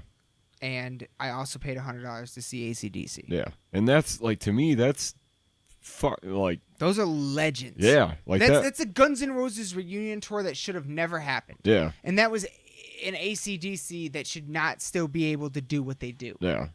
To me, they still fucking do it. Yeah, to me, $100 and like even like close to $200 is it's steep, but it's not like, you know, it's not robbery. There are people, there are legends that warrant that I can see warranting a $200 ticket. Oh price. yeah, I can. Yeah, maybe not in my genres. But I can see an argument being made. Anything more? Yeah. I just can't. Yeah. When I mean, I don't know personally anybody that would say right now is the greatest musical time in human history. I'd say most people would probably look at that in the 60s and the 70s. True. Yeah. And during those times, people went and saw original lineup, The Who, Led Zeppelin, Black Sabbath, AC/DC, anybody else you can fathom in venues the caliber of Madison Square fucking Garden. Yeah. For $5. Yeah. For $5. Exactly. Front row. Yeah. For $5. The Rolling Stones, Madison Square Garden, front row, $5. Like I listened to people on podcasts that went to those shows. Yeah. Talk about it. So when you try to come at me now with $300, $400, $500 tickets for bands not of that caliber, or B, not in that prime, what are we talking about? Yeah. What are we talking about? And that was the thing about the MCR was I was like, dude, I love this band, but I am not. For one, I'd go broke buying tickets for the show. I don't think Gerard Way wants you to pay that price to come see him. Yeah. I genuinely believe that. Yeah. They, as far as I knew, they made a statement about that. And I can't quote it and I can't comment on it directly, but I know that they did make a statement about what was all happening and stuff and trying to like reimburse people and trying to, you know, this and that. Really? So, yeah. Okay. Let me see if I can pull it up. Yeah, see if you can pull that up. Because this, you know, it really is just... My sister, who knows nothing about any of this stuff, texted me about the My Chemical Romance tickets. That's how big of a deal it is. That's how big of a deal this is. It's reaching people that way outside of our, you know, circle or whatever. This is... yeah, like I said, Ticketmaster is effectively trying to kill the touring industry, and I don't, like you said, I don't really know what the solution. I guess yeah, I do. What the fuck? We do know the solution. The reality of the situation is there used to be two different ticket options, Live Nation and Ticketmaster. Ticketmaster bought Live Nation. Now it's just a monopoly. Yeah. I was under the impression monopolies were illegal in the United States of America, but apparently this one is allowed to operate unimpeded. And I don't understand it, but that's what needs to happen. We need another ticket service. We need venues to step up, or maybe venues are the problem. I don't know. But I don't know who's tacking on all these service fees. I don't know who's jacking up these prices. I don't know who the fuck co-signed the fucking resale feature on Ticketmaster.com. We know that these are the problems, though. That's what we know. And the fact that there's still a section to buy standard tickets, but there's also, like, it comes with, like, you have to be able to put in all 3 of these to be able to see any kind of result on the website. You know what I'm talking about? You know, it's funny. I think I should know what you're talking about, but earlier today when I was looking at Guns N' Roses tickets on Ticketmaster's website, I was trying to find the feature where I could filter only standard tickets, and I couldn't find it. I was like, did you get rid of this feature? Like, what is this? So, I don't know. But I did know what you're talking about. Yeah. I feel like I saw something about it. It did used to be there, Yeah. for sure, because I did that before. For shows recently, even. Well, I'm not really seeing it at this point. But Okay, but you saw something that they released. They made. Yeah. Okay. And it was the reason that they put up multiple different like double dates and stuff, and multiple different like added shows and stuff They're like adding that. a lot It of was shows. Yeah, it was pretty much the reason. Like, and I think now that I'm kind of trying to remember what it was about, I think that was kind of more what it was, like because of demand or whatever, like we're adding these many shows or how many or whatever. But like at the same time, it's just like, I don't know, like where does it end, and how do we Look, let's be real. get The ahead of fucking this, the people. Look, I'm not saying like there could be. I'm not saying there are no exceptions to the rule. Mm-hmm. But let's be real. The person that's paying $200 or $2,000 or whatever the fuck for nosebleeds, that's not the fucking person that buys all the CDs. That's not the person that went to the underground shows. That's not the diehard fan. They're trying to just sell it back for just profit. Yeah. And And what you're doing when you do that is you cut out the real diehards. Yeah. And when you cut out the real diehards, look, that's what got you there.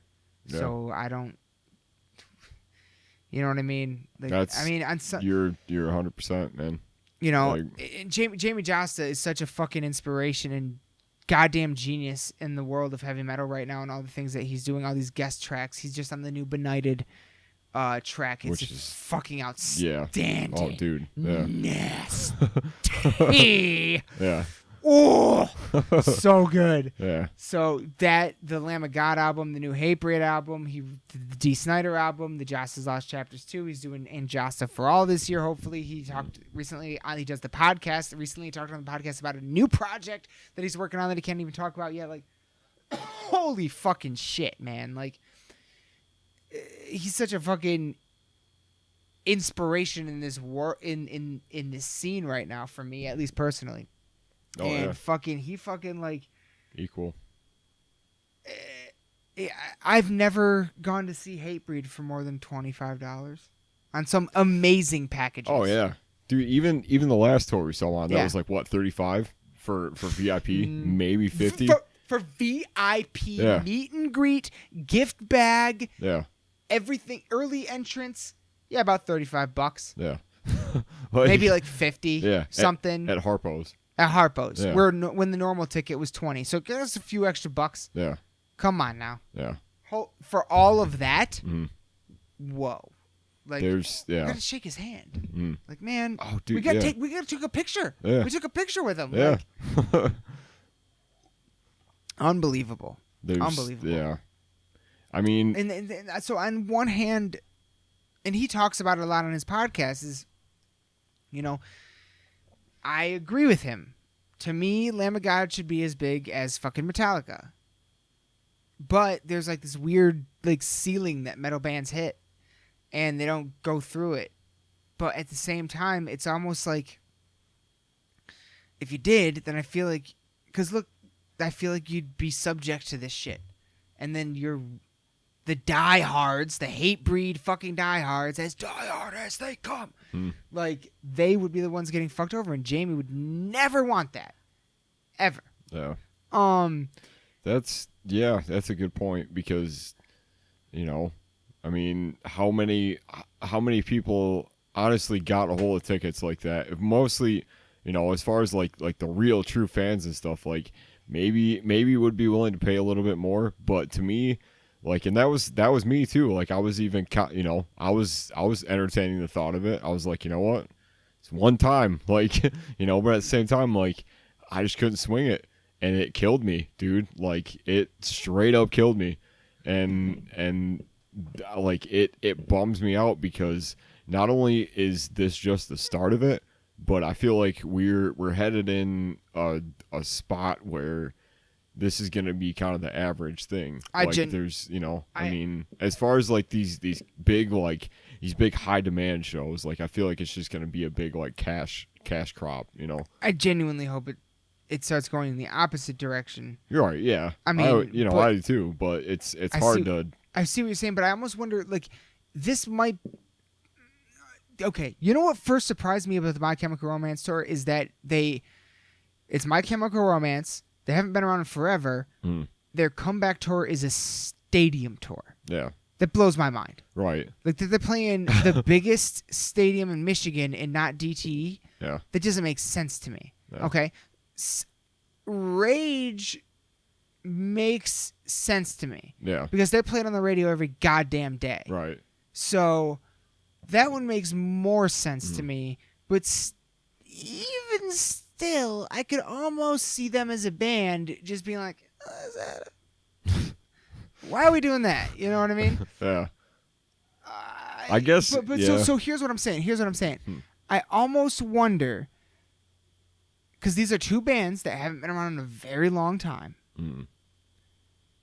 I almost wonder if they're coming back into an entirely different touring setup, situation, economic environment, and between the promoters, the people putting them on tour, the labels, the venues, the ticketmaster, all these things combined are all these things combined are coming together, and these bands are essentially being just chucked into this stream of revenue that all these things that are already in place are just leeching off of.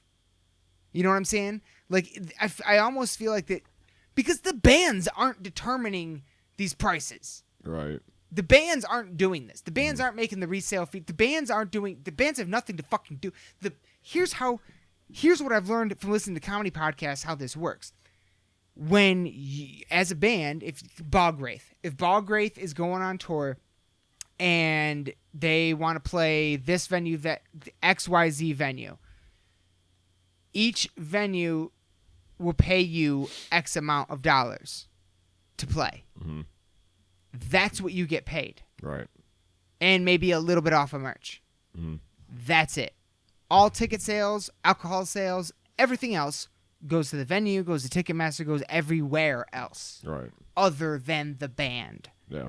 The band has nothing to do with any of this. They're being tossed into this fucking stadium stream, this fucking Post Malone, Taylor Swift, Justin Bieber, whoever the fuck else is giant right now stream. And these are bands that never did that before. Mm-hmm. You know what I'm saying? So I don't know. I just see I see some weird fucking shit fuckery going on here.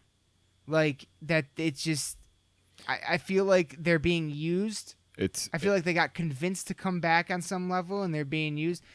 Especially when neither of them are coming back with new music.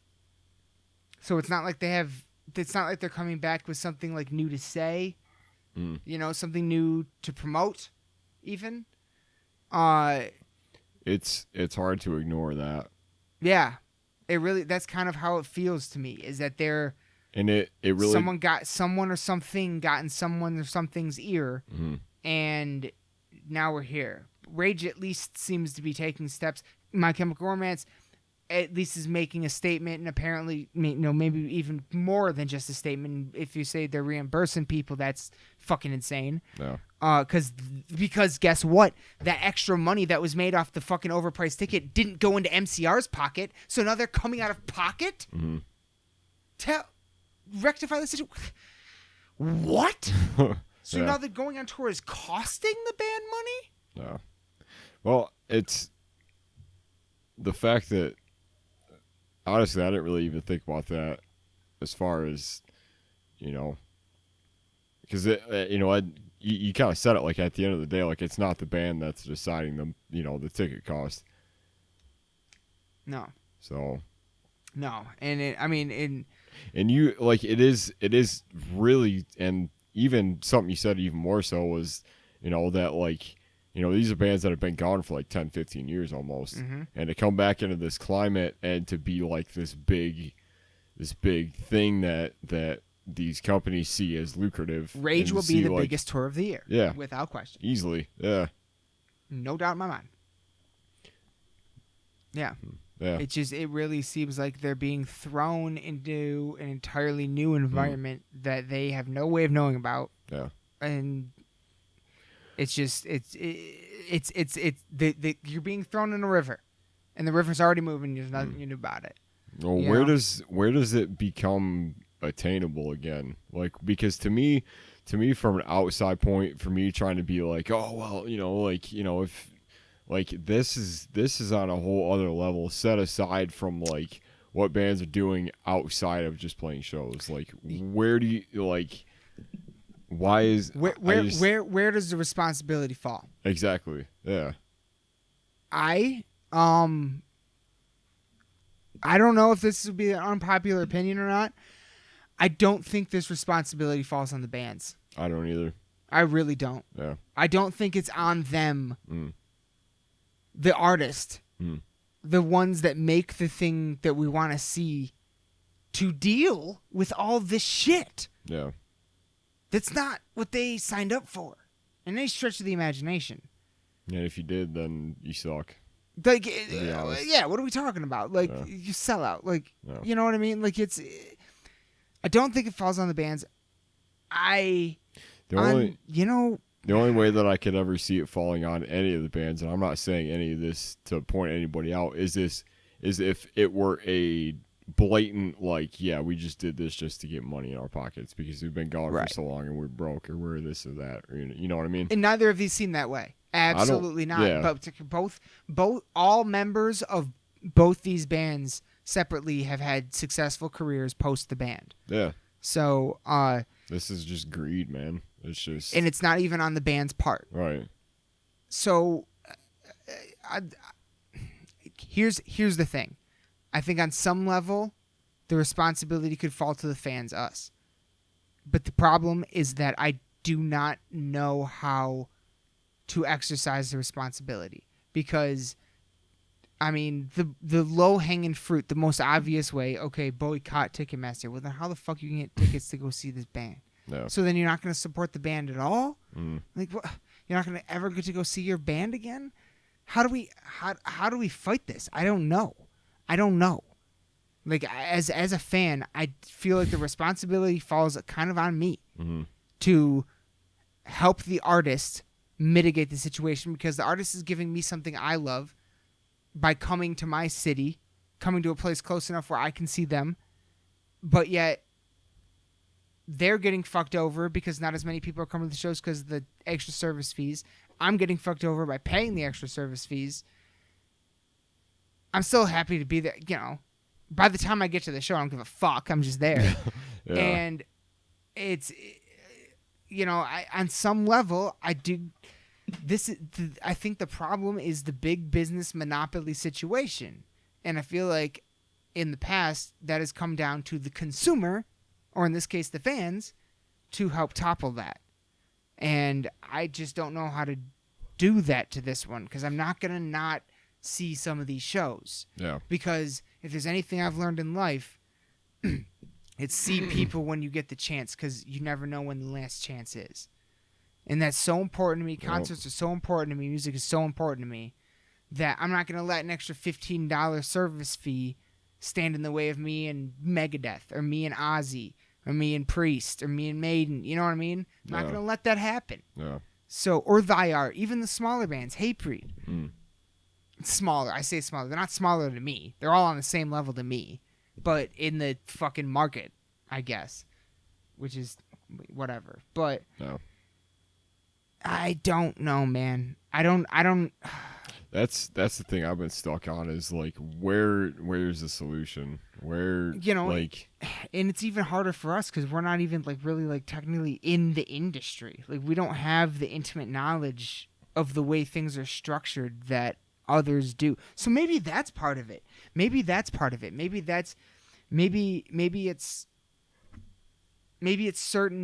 bands helping fans. Maybe it's bands being more transparent in how this all works.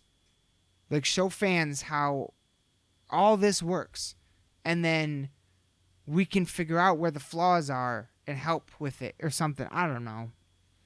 It's tough because, I mean, you kind of said it. Like, every so often, I feel like as far as like smaller bands go, like you see certain people saying like, oh well, like 'cause every time a tour gets announced, I mean, like you always say like, oh well, you're not coming here, you're not coming there, whatever. Like, there's a certain point where it's like, you gotta, it has nothing to do with where the band wants to go. It's all about like where the market's at and stuff. Yes. And to a point, I feel like that's a big deal. But as far as like this goes, because this I feel like is like a whole other conversation. Mm-hmm. As far as bigger, ticket outlets, I guess, Mm-hmm. let's say, Mm-hmm. because it's not the venue. I feel like it's not the venue, it's not the artist, it's the outlet. It's it actually could be the venue though. Like we said, with them telling people to buy, and I've heard, I still don't know for sure where the Ticketmaster service fees come from, and I have heard some people say that a big portion of them comes from the venue itself. That could be, yeah. So, well, I mean, you gotta imagine like maintenance and all this kind of other stuff, like upkeep and like, but at the same time, like how much of the like the service fee is like split between like, because I would venture to say, it ain't much. And I would venture to say they make more of fucking alcohol. Yeah. Oh, are you kidding? Yeah. So, but that's just something I've heard. I don't know. Yeah. I don't know. See, that's the thing, is I don't know how this shit is structured. I wish it were easier to find out. I've spent time trying to research this. I've spent time trying to figure out where these service fees are coming from, what they actually go to, what are they. Yeah. And all this stuff. And I found conflicting articles and conflicting things being said. I don't know. Yeah. So if there, it would be really awesome if there was somehow a way to make it all really a lot more transparent, so that way we'd actually know like what the fuck is going on. And I feel like once we did, that's it. Yeah. That's it right there. That's it. That's why it's a secret. That's why Ticketmaster and Live Nation keep it a secret, because they know that once the public figures out what the fuck is going on, we'll actually be able to have the knowledge to be able to fight it. Yeah. Because right now we're sitting here running in circles, not knowing what the fuck we're talking about, because we don't know all the ins and outs. Yeah. Because it's not it's not transparent to the point where you cannot Google this shit. Like. Yeah. Yeah. It's just a mess, and I feel like it's only gonna, it's gonna reach a certain point where, eventually nobody's gonna be able to afford this shit. And where do we go from there?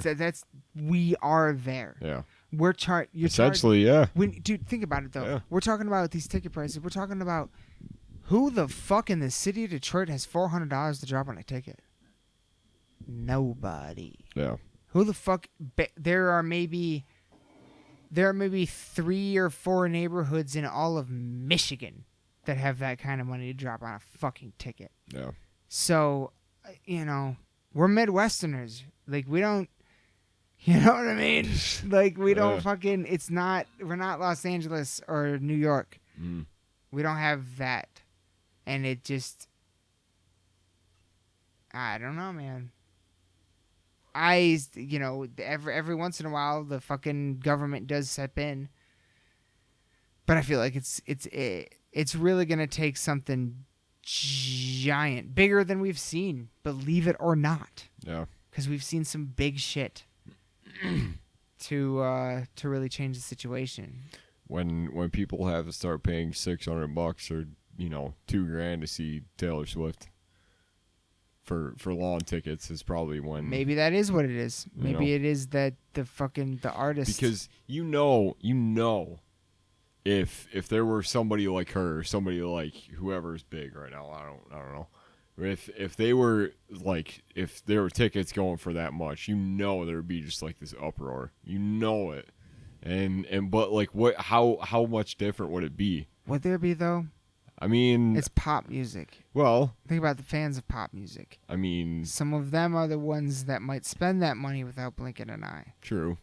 But there are also those that, regular ass people, Yeah. And the fact that anybody is making this you have to spend this much to be able to see this person is ridiculous to me. Yeah. The fact that you have to pay like that, I would even be entertaining the idea of seeing a single band that I've never seen in my life dropping $600 to $1,200 to see them. It's out of the question, to me. I mean, name because I don't, and maybe if you can't even name me a band better than Iron Maiden, AC/DC, and Guns N' Roses, and each one of them was $100 or less. Yeah. To me, what kind of music? Unless your music literally gets me high and makes me come at the same time, what are we talking about? Yeah. What the fuck? What I'm saying? I don't know. Your music can't be better. I don't know. Well, and to put such a price tag on entertainment is robbery to me. The fact that you're asking, these were people that, myself included, that were way younger than it was even to the point where I couldn't even buy my own tickets when this band was going. Yeah. Right. And to ask somebody hey, and not, now you're old enough. You have a job. You actually you have your own money now, and you still can't afford to come see us. Guess what? Yeah. So. It's bullshit. So, though. I mean, I will say I have had some of my best life experiences by spending $30 by seeing a show. I have seen some of the greatest shows of my life for less than it takes for me to fill up a gas tank. Yep. Yep. And I will say including service fees. Oh yeah. Including service fees. 100%. Yeah, it's And this isn't shows. Yeah. Yeah, this isn't just generalizing. It may who the fuck knows? Maybe maybe I spend $600 to $800 on MCR and it's the worst show I've ever seen. Yeah. Maybe it's terrible. Yeah. But maybe there's the other side. It's maybe it's awesome. Maybe it's But at the same time, I'll never know. For the reason because I mean. I just Rage Against the Machine was one of my bridge bands that got me into metal. Yeah. So the idea of being able to see them now, is I'm freaking out that I haven't bought a ticket yet, and I just can't. I can't. So am I. Yeah. And I want to so fucking bad. Yeah. Oh my god, dude. It's that moment we were talking about it. I was talking about upgrading my ticket and seeing Slipknot VIP $300. Yep. But even to me, $300 for Slipknot for that tour package is reasonable. The one time in my life that I felt with that kind of ticket, you're paying for there's a lot of shit. There's experience. Yeah. And you're also built in with the cost of that ticket is things that you would buy if you just got a normal ticket and extra. Yeah. So if they give you enough extra merch and experience and all that stuff, that's totally worth it. And that package definitely. Yeah. Most heavy metal packages will do that. You know what I mean? And that's isn't that crazy?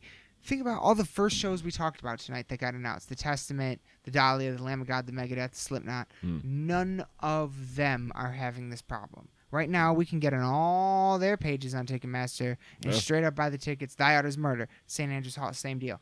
And I also wanted to mention that right now, I am on Ticketmaster looking at the second date for Rage Against the Machine. There are still some dates left, or a good amount of seats left. And if you look with me here. If we look here, we're going down. All of these are still standard tickets. None of them are resale yet. See, but those are all to me, that is a reasonable price for that band. What's going on right here, right now on Ticketmaster kind of shits in the face of everything we've been saying tonight, because this right here seems to be working. Yeah. This right here seems to be working. These tickets have been on sale now for 11 hours. 10 or 11 hours. And I'm still looking at standard tickets and reasonable ones. Like, actually, you can still get pretty good seats. Yeah. So,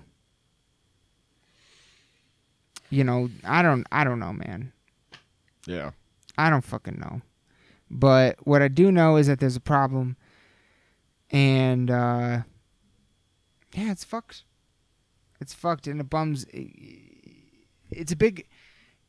I feel like it is a problem that is happening right now in the music industry that is on the same level of Napster, and nobody's talking about it in the same way.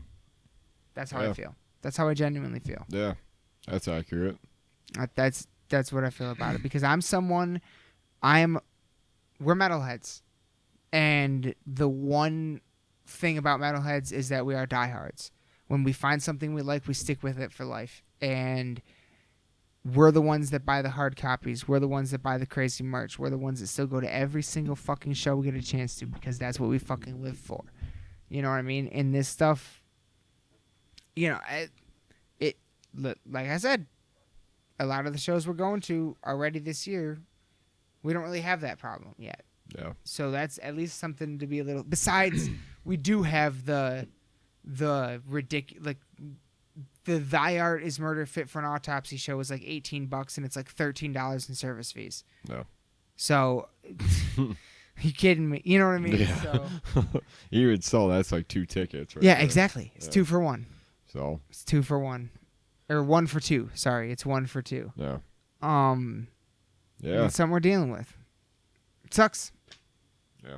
But I don't know. I want to talk about it because I don't feel like enough people are talking about it. And I don't know what the solution is. I don't know. I wish we knew like some kind of an expert to talk about this shit about. Someone like in the industry or something, you know. Yeah. That'd be cool. As far as like way higher up like that, you know. Yeah. I actually kind of sees this stuff. But anyway, all right. So let's shit. It's we should probably get close to wrapping this up. But because we've pretty much gone over everything I wanted to go over tonight. This is amazing. This is a banger right here. That's a good episode. However, this episode will be posted on Monday, which will be the day after a certain new music video gets released. Oh yeah. Yeah. That's right. That's right. Everyone. We got a new video coming up on the 16th. Sunday. Yesterday. You guys gonna be hearing some new tracks. What's it called? It's called Flesh. Which is arguably one of my favorite songs off the new EP that we have. Next to Putridity, which is the other song. And like I said, you can see the cover art for the new EP on all of Bogway's social media, as well as Lost in the Darks. And it's on my personal one. We tried to do the tile stuff with the post to try to stagger it out on Instagram. It didn't really turn out the way that I thought it was going to. I don't like that shit. I thought, and dude, I've seen so many other bands, and I'm sure once we post maybe 2 more pictures, it'll be fine. But it's the fact that it's all other bands do that shit. Cause exactly. Eventually, no matter what, eventually you scroll down, it looks all fucked up because of the way you post. You know, you're not always gonna post in 3s. Yeah. So it's not always gonna be. Which I guess in hindsight was kind of my fault, because I kind of saw that and I was like, dude, that'd be sick. Like I always liked and I guess the opposite. I was like, I always liked when bands do that. but yeah, no, we got that's that new song, new video coming up. It's on yesterday.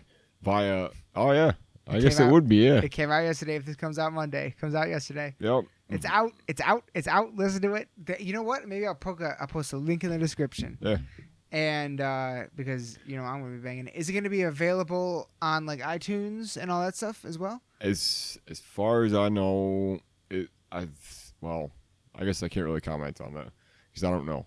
Okay, fair enough. I'm not sure if we're posting the single with the video just separately. as its own thing. Okay. But the video. Yeah. That's what the. As far as I know right now, the video is going to be on the Slam Worldwide. It's also going to be posted by us. So on the YouTube channel. Yeah. Yep. Does the EP have a release date? March. Okay. I will say March. Good enough. So. Fuck yeah. Because because we've only posted that it's spring of 2020. Yeah. Yeah, I know. I knew that. I knew that. Yeah. So we're saying March right now. Okay. So. Fuck yeah. Get excited, man. Dude, man, I'm so excited for this video. Like the video is cool. I think it's funny to me because it's totally opposite of anything that I would have expected us to do at this point. And to me, like, I'm even at this point, like, does it even make sense? Like, It does to me because but then again, I know you guys. Right. I know your senses of humor. Yeah. This is in line with that. From a totally outside fan perspective, when you first showed it to me, I've already seen it, everyone. Yeah. From a totally outside fan perspective, when I first saw it, it was like that Dahlia video with the gorilla in it. Oh, statutory ape. It's like I can see, yeah. It's like I can see their humor in that, and I can see your humor in this. Okay. It's like that same kind of thing to me. Yeah. And I really enjoyed it. Well, as long as we can keep that, as long as when you see it, you're like, all right, I get it, kind of thing. Like to me, that's cool. I definitely did. Yeah. Yeah.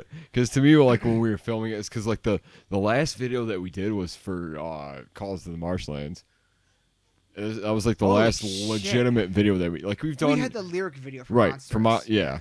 But as far as like legitimate videos, that was the last one that we did where we were all in it. Yeah. And to me, like from from the viewpoint of like okay, like I guess just kind of like open my mind a little bit and kind of like doing something a little different. I was like, all right, like having fun. Yeah. Just have fun. And honestly, that like looks fun. That's what it is. Like, dude, we got together like one like somewhat cold ass day in Michigan, in Lansing, and just like went around and just like hung out in different places and shit. Yeah. And just like I don't know, just like I mean you'll see it basically, but like it's just you should have already seen it. Yeah. I mean, you're hearing this. Yeah, we've been posting all kinds of different images and stuff from it. I've been loving those. Yeah. Prepare. Yeah. Oh, I love that. I was like, yeah. I might have sent you a picture of it. The one still shot of all of us by the car and stuff. I was like, dude, that is the hardest shot ever. I love when Alex has his arms out. It's so good. Just T-posing the whole time. Fucking love that, dude. But so excited. So there's that, and then there's also we're going pretty headlong into our streaming stuff, into the Twitch stuff, which I'm really excited about. Because we spent a good amount of time today going through writing a new song idea on Twitch. Yeah, some other stuff. Yeah, we've done a few different band practice ideas. Stuff actually, the one I did tune in, and they were doing drum tracks. Yeah, and they're like, and Mike was like, yeah, we kind of like lay out the basic drum track, and then we have Aaron come in what we call, what was it? He's like, Aaronize it or something. Yeah. He Aaronizes it. I was like, oh, shit. I got a fucking term for it. I love it. So they write out the bass idea, and then I come in and like maybe this would be cool, or maybe we do this or that. And so that was a lot of what was happening kind of earlier today. Yeah, it was like our stream stuff, so you kind of see that. But I don't know, like it's awesome. It's been a cool experience because I always see other bands do that. I always see other people or like artists do it that I look up to or I'm inspired by, and just to kind of like see that and just be doing that same thing is just kind of a trip. So absolutely, it's cool. Absolutely, so if you're into that sort of thing, and as far as I know, Monday, Thursday, and Saturday we do streams. Hell yeah! And that's Monday. It's usually earlier, usually about 1 o'clock. Thursday is like 3-ish, and then I think weekends are like 6. Okay. So we'll try to keep it kind of regular, but that's kind of what we've been working towards. Keep an eye on the social media. So yeah, because you guys always post on the social media when you're going live. So yeah. definitely keep an eye on the Facebook, the Instagram, Patreon, Bandcamp, YouTube, Twitch, everything for Bog Wraith. Same for Recorruptor. Yep. Who has some things in the works coming soon. Yeah. So we've heard as well. As a matter of fact, shout out to Recorruptor, who will be having a show here in Lansing. It will be, that's my first show of the year. February 29th, coming up here in, what is today, the 13th? So, that 16 days. Yeah. Oigs Fest at Max Bar in downtown Lansing. They also have a show, I think, with Origin at the Sanctuary in Detroit, Sunday, March 15th. So, dude, big ups to them for that one. For that one, yeah. Let me see, because there was some. It was Origin, it was Defeated Sanity, and it was. Yep. Oh, man. Yep, that's a pretty stacked bill. Yeah, I was excited for them. Sunday, March 15th at the Sanctuary in Detroit, and also Saturday, February 29th, Oigs Fest Max Bar in Lansing, Michigan. And both those shows are going to be just outstanding. Yeah, man. It was them, Origin, Beneath the Massacre, Defeated Sanity, Mutilated, it looks like. Trying to find some others. Some of these are kind of hard to read, to be honest. I thought it was only 5, but maybe I'm wrong. Yeah, there's 1, 2, 3. There's 6 of them, it looks like. Okay. But yeah, either way, for them to be on a show with Origin and Beneath the Massacre is sick as fuck. Yeah, so absolutely. So I gotta make my way out to the Sanctuary again. Yeah, it's such a great venue. Yeah. So huge shout out to Recorruptor and we hope they got shows coming up, they got new music, videos, everything coming. Very excited, as well as Bog Wraith. So yeah, I guess that's gonna be it for this episode. This was a fucking banger. Yeah, this was a good episode. Damn, did we have some news to go over. We will be back next week with some new episodes. And what else? Here, hang on. Wait, the 13th. Yeah, so we are close to less than a week away from the new Ozzy release. Oh, yeah. So that'll be coming soon, and then I'll be doing a Dark Reflections on that, which I've decided I'm doing away with the rating system. Why am I doing a rating system? Dark Reflections is just me talking about shit I like. Why rate it? No. I just like it. You think so? Why am I giving it a rate? And nothing is ever going to be rated lower than 4. Why the fuck am I rating things? Because you gotta have that kind of. It's not even a review. It's not a review. I'm just talking about all the things I like. That's You know I guess what I when mean? you put it that way, yeah. You know what I mean? I'm not talking about and honestly, with the most recent one, the cattle decapitation one, I didn't even think of a critique until after I did the review. Yeah. I didn't even think of my first critique of the album until after I did the review. So I'm like, it's not a review. Yeah. It's a reflection. I'm just reflecting back on these albums that I fucking love, and I just want to talk about them and give them spotlight, whether they're, as giant as Ozzy or as local as any local band. You know what I mean? I anything I find I like, it's an album, I want to give it, I want to talk about it. That I really like enough, that I feel it, if it gets me and I feel it enough to where I just, I got to talk about this, then I do it. You know what I mean? That's all it is. Yeah. And I'm never going to do that with something I don't like. So why the fuck am I giving ratings out? This is so silly. I guess that's true. I just want to talk about them. So, yeah. I also kind of think Dark Reflections would be a good podcast name, but that's neither here nor there. Well, it's a sect of this podcast. Hey, yeah. So, that you've been on. That I have. We should. You definitely need to be on the Dahlia one. Oh yeah, dude. Yeah, that's happening. That's gonna need to be a requirement. Yeah. 100%. So anyway, yeah. Be sure to follow us on all things as well, especially YouTube, Facebook, and Instagram. And hopefully more coming soon. But that's gonna be it. That's gonna be it for us, and we'll be back.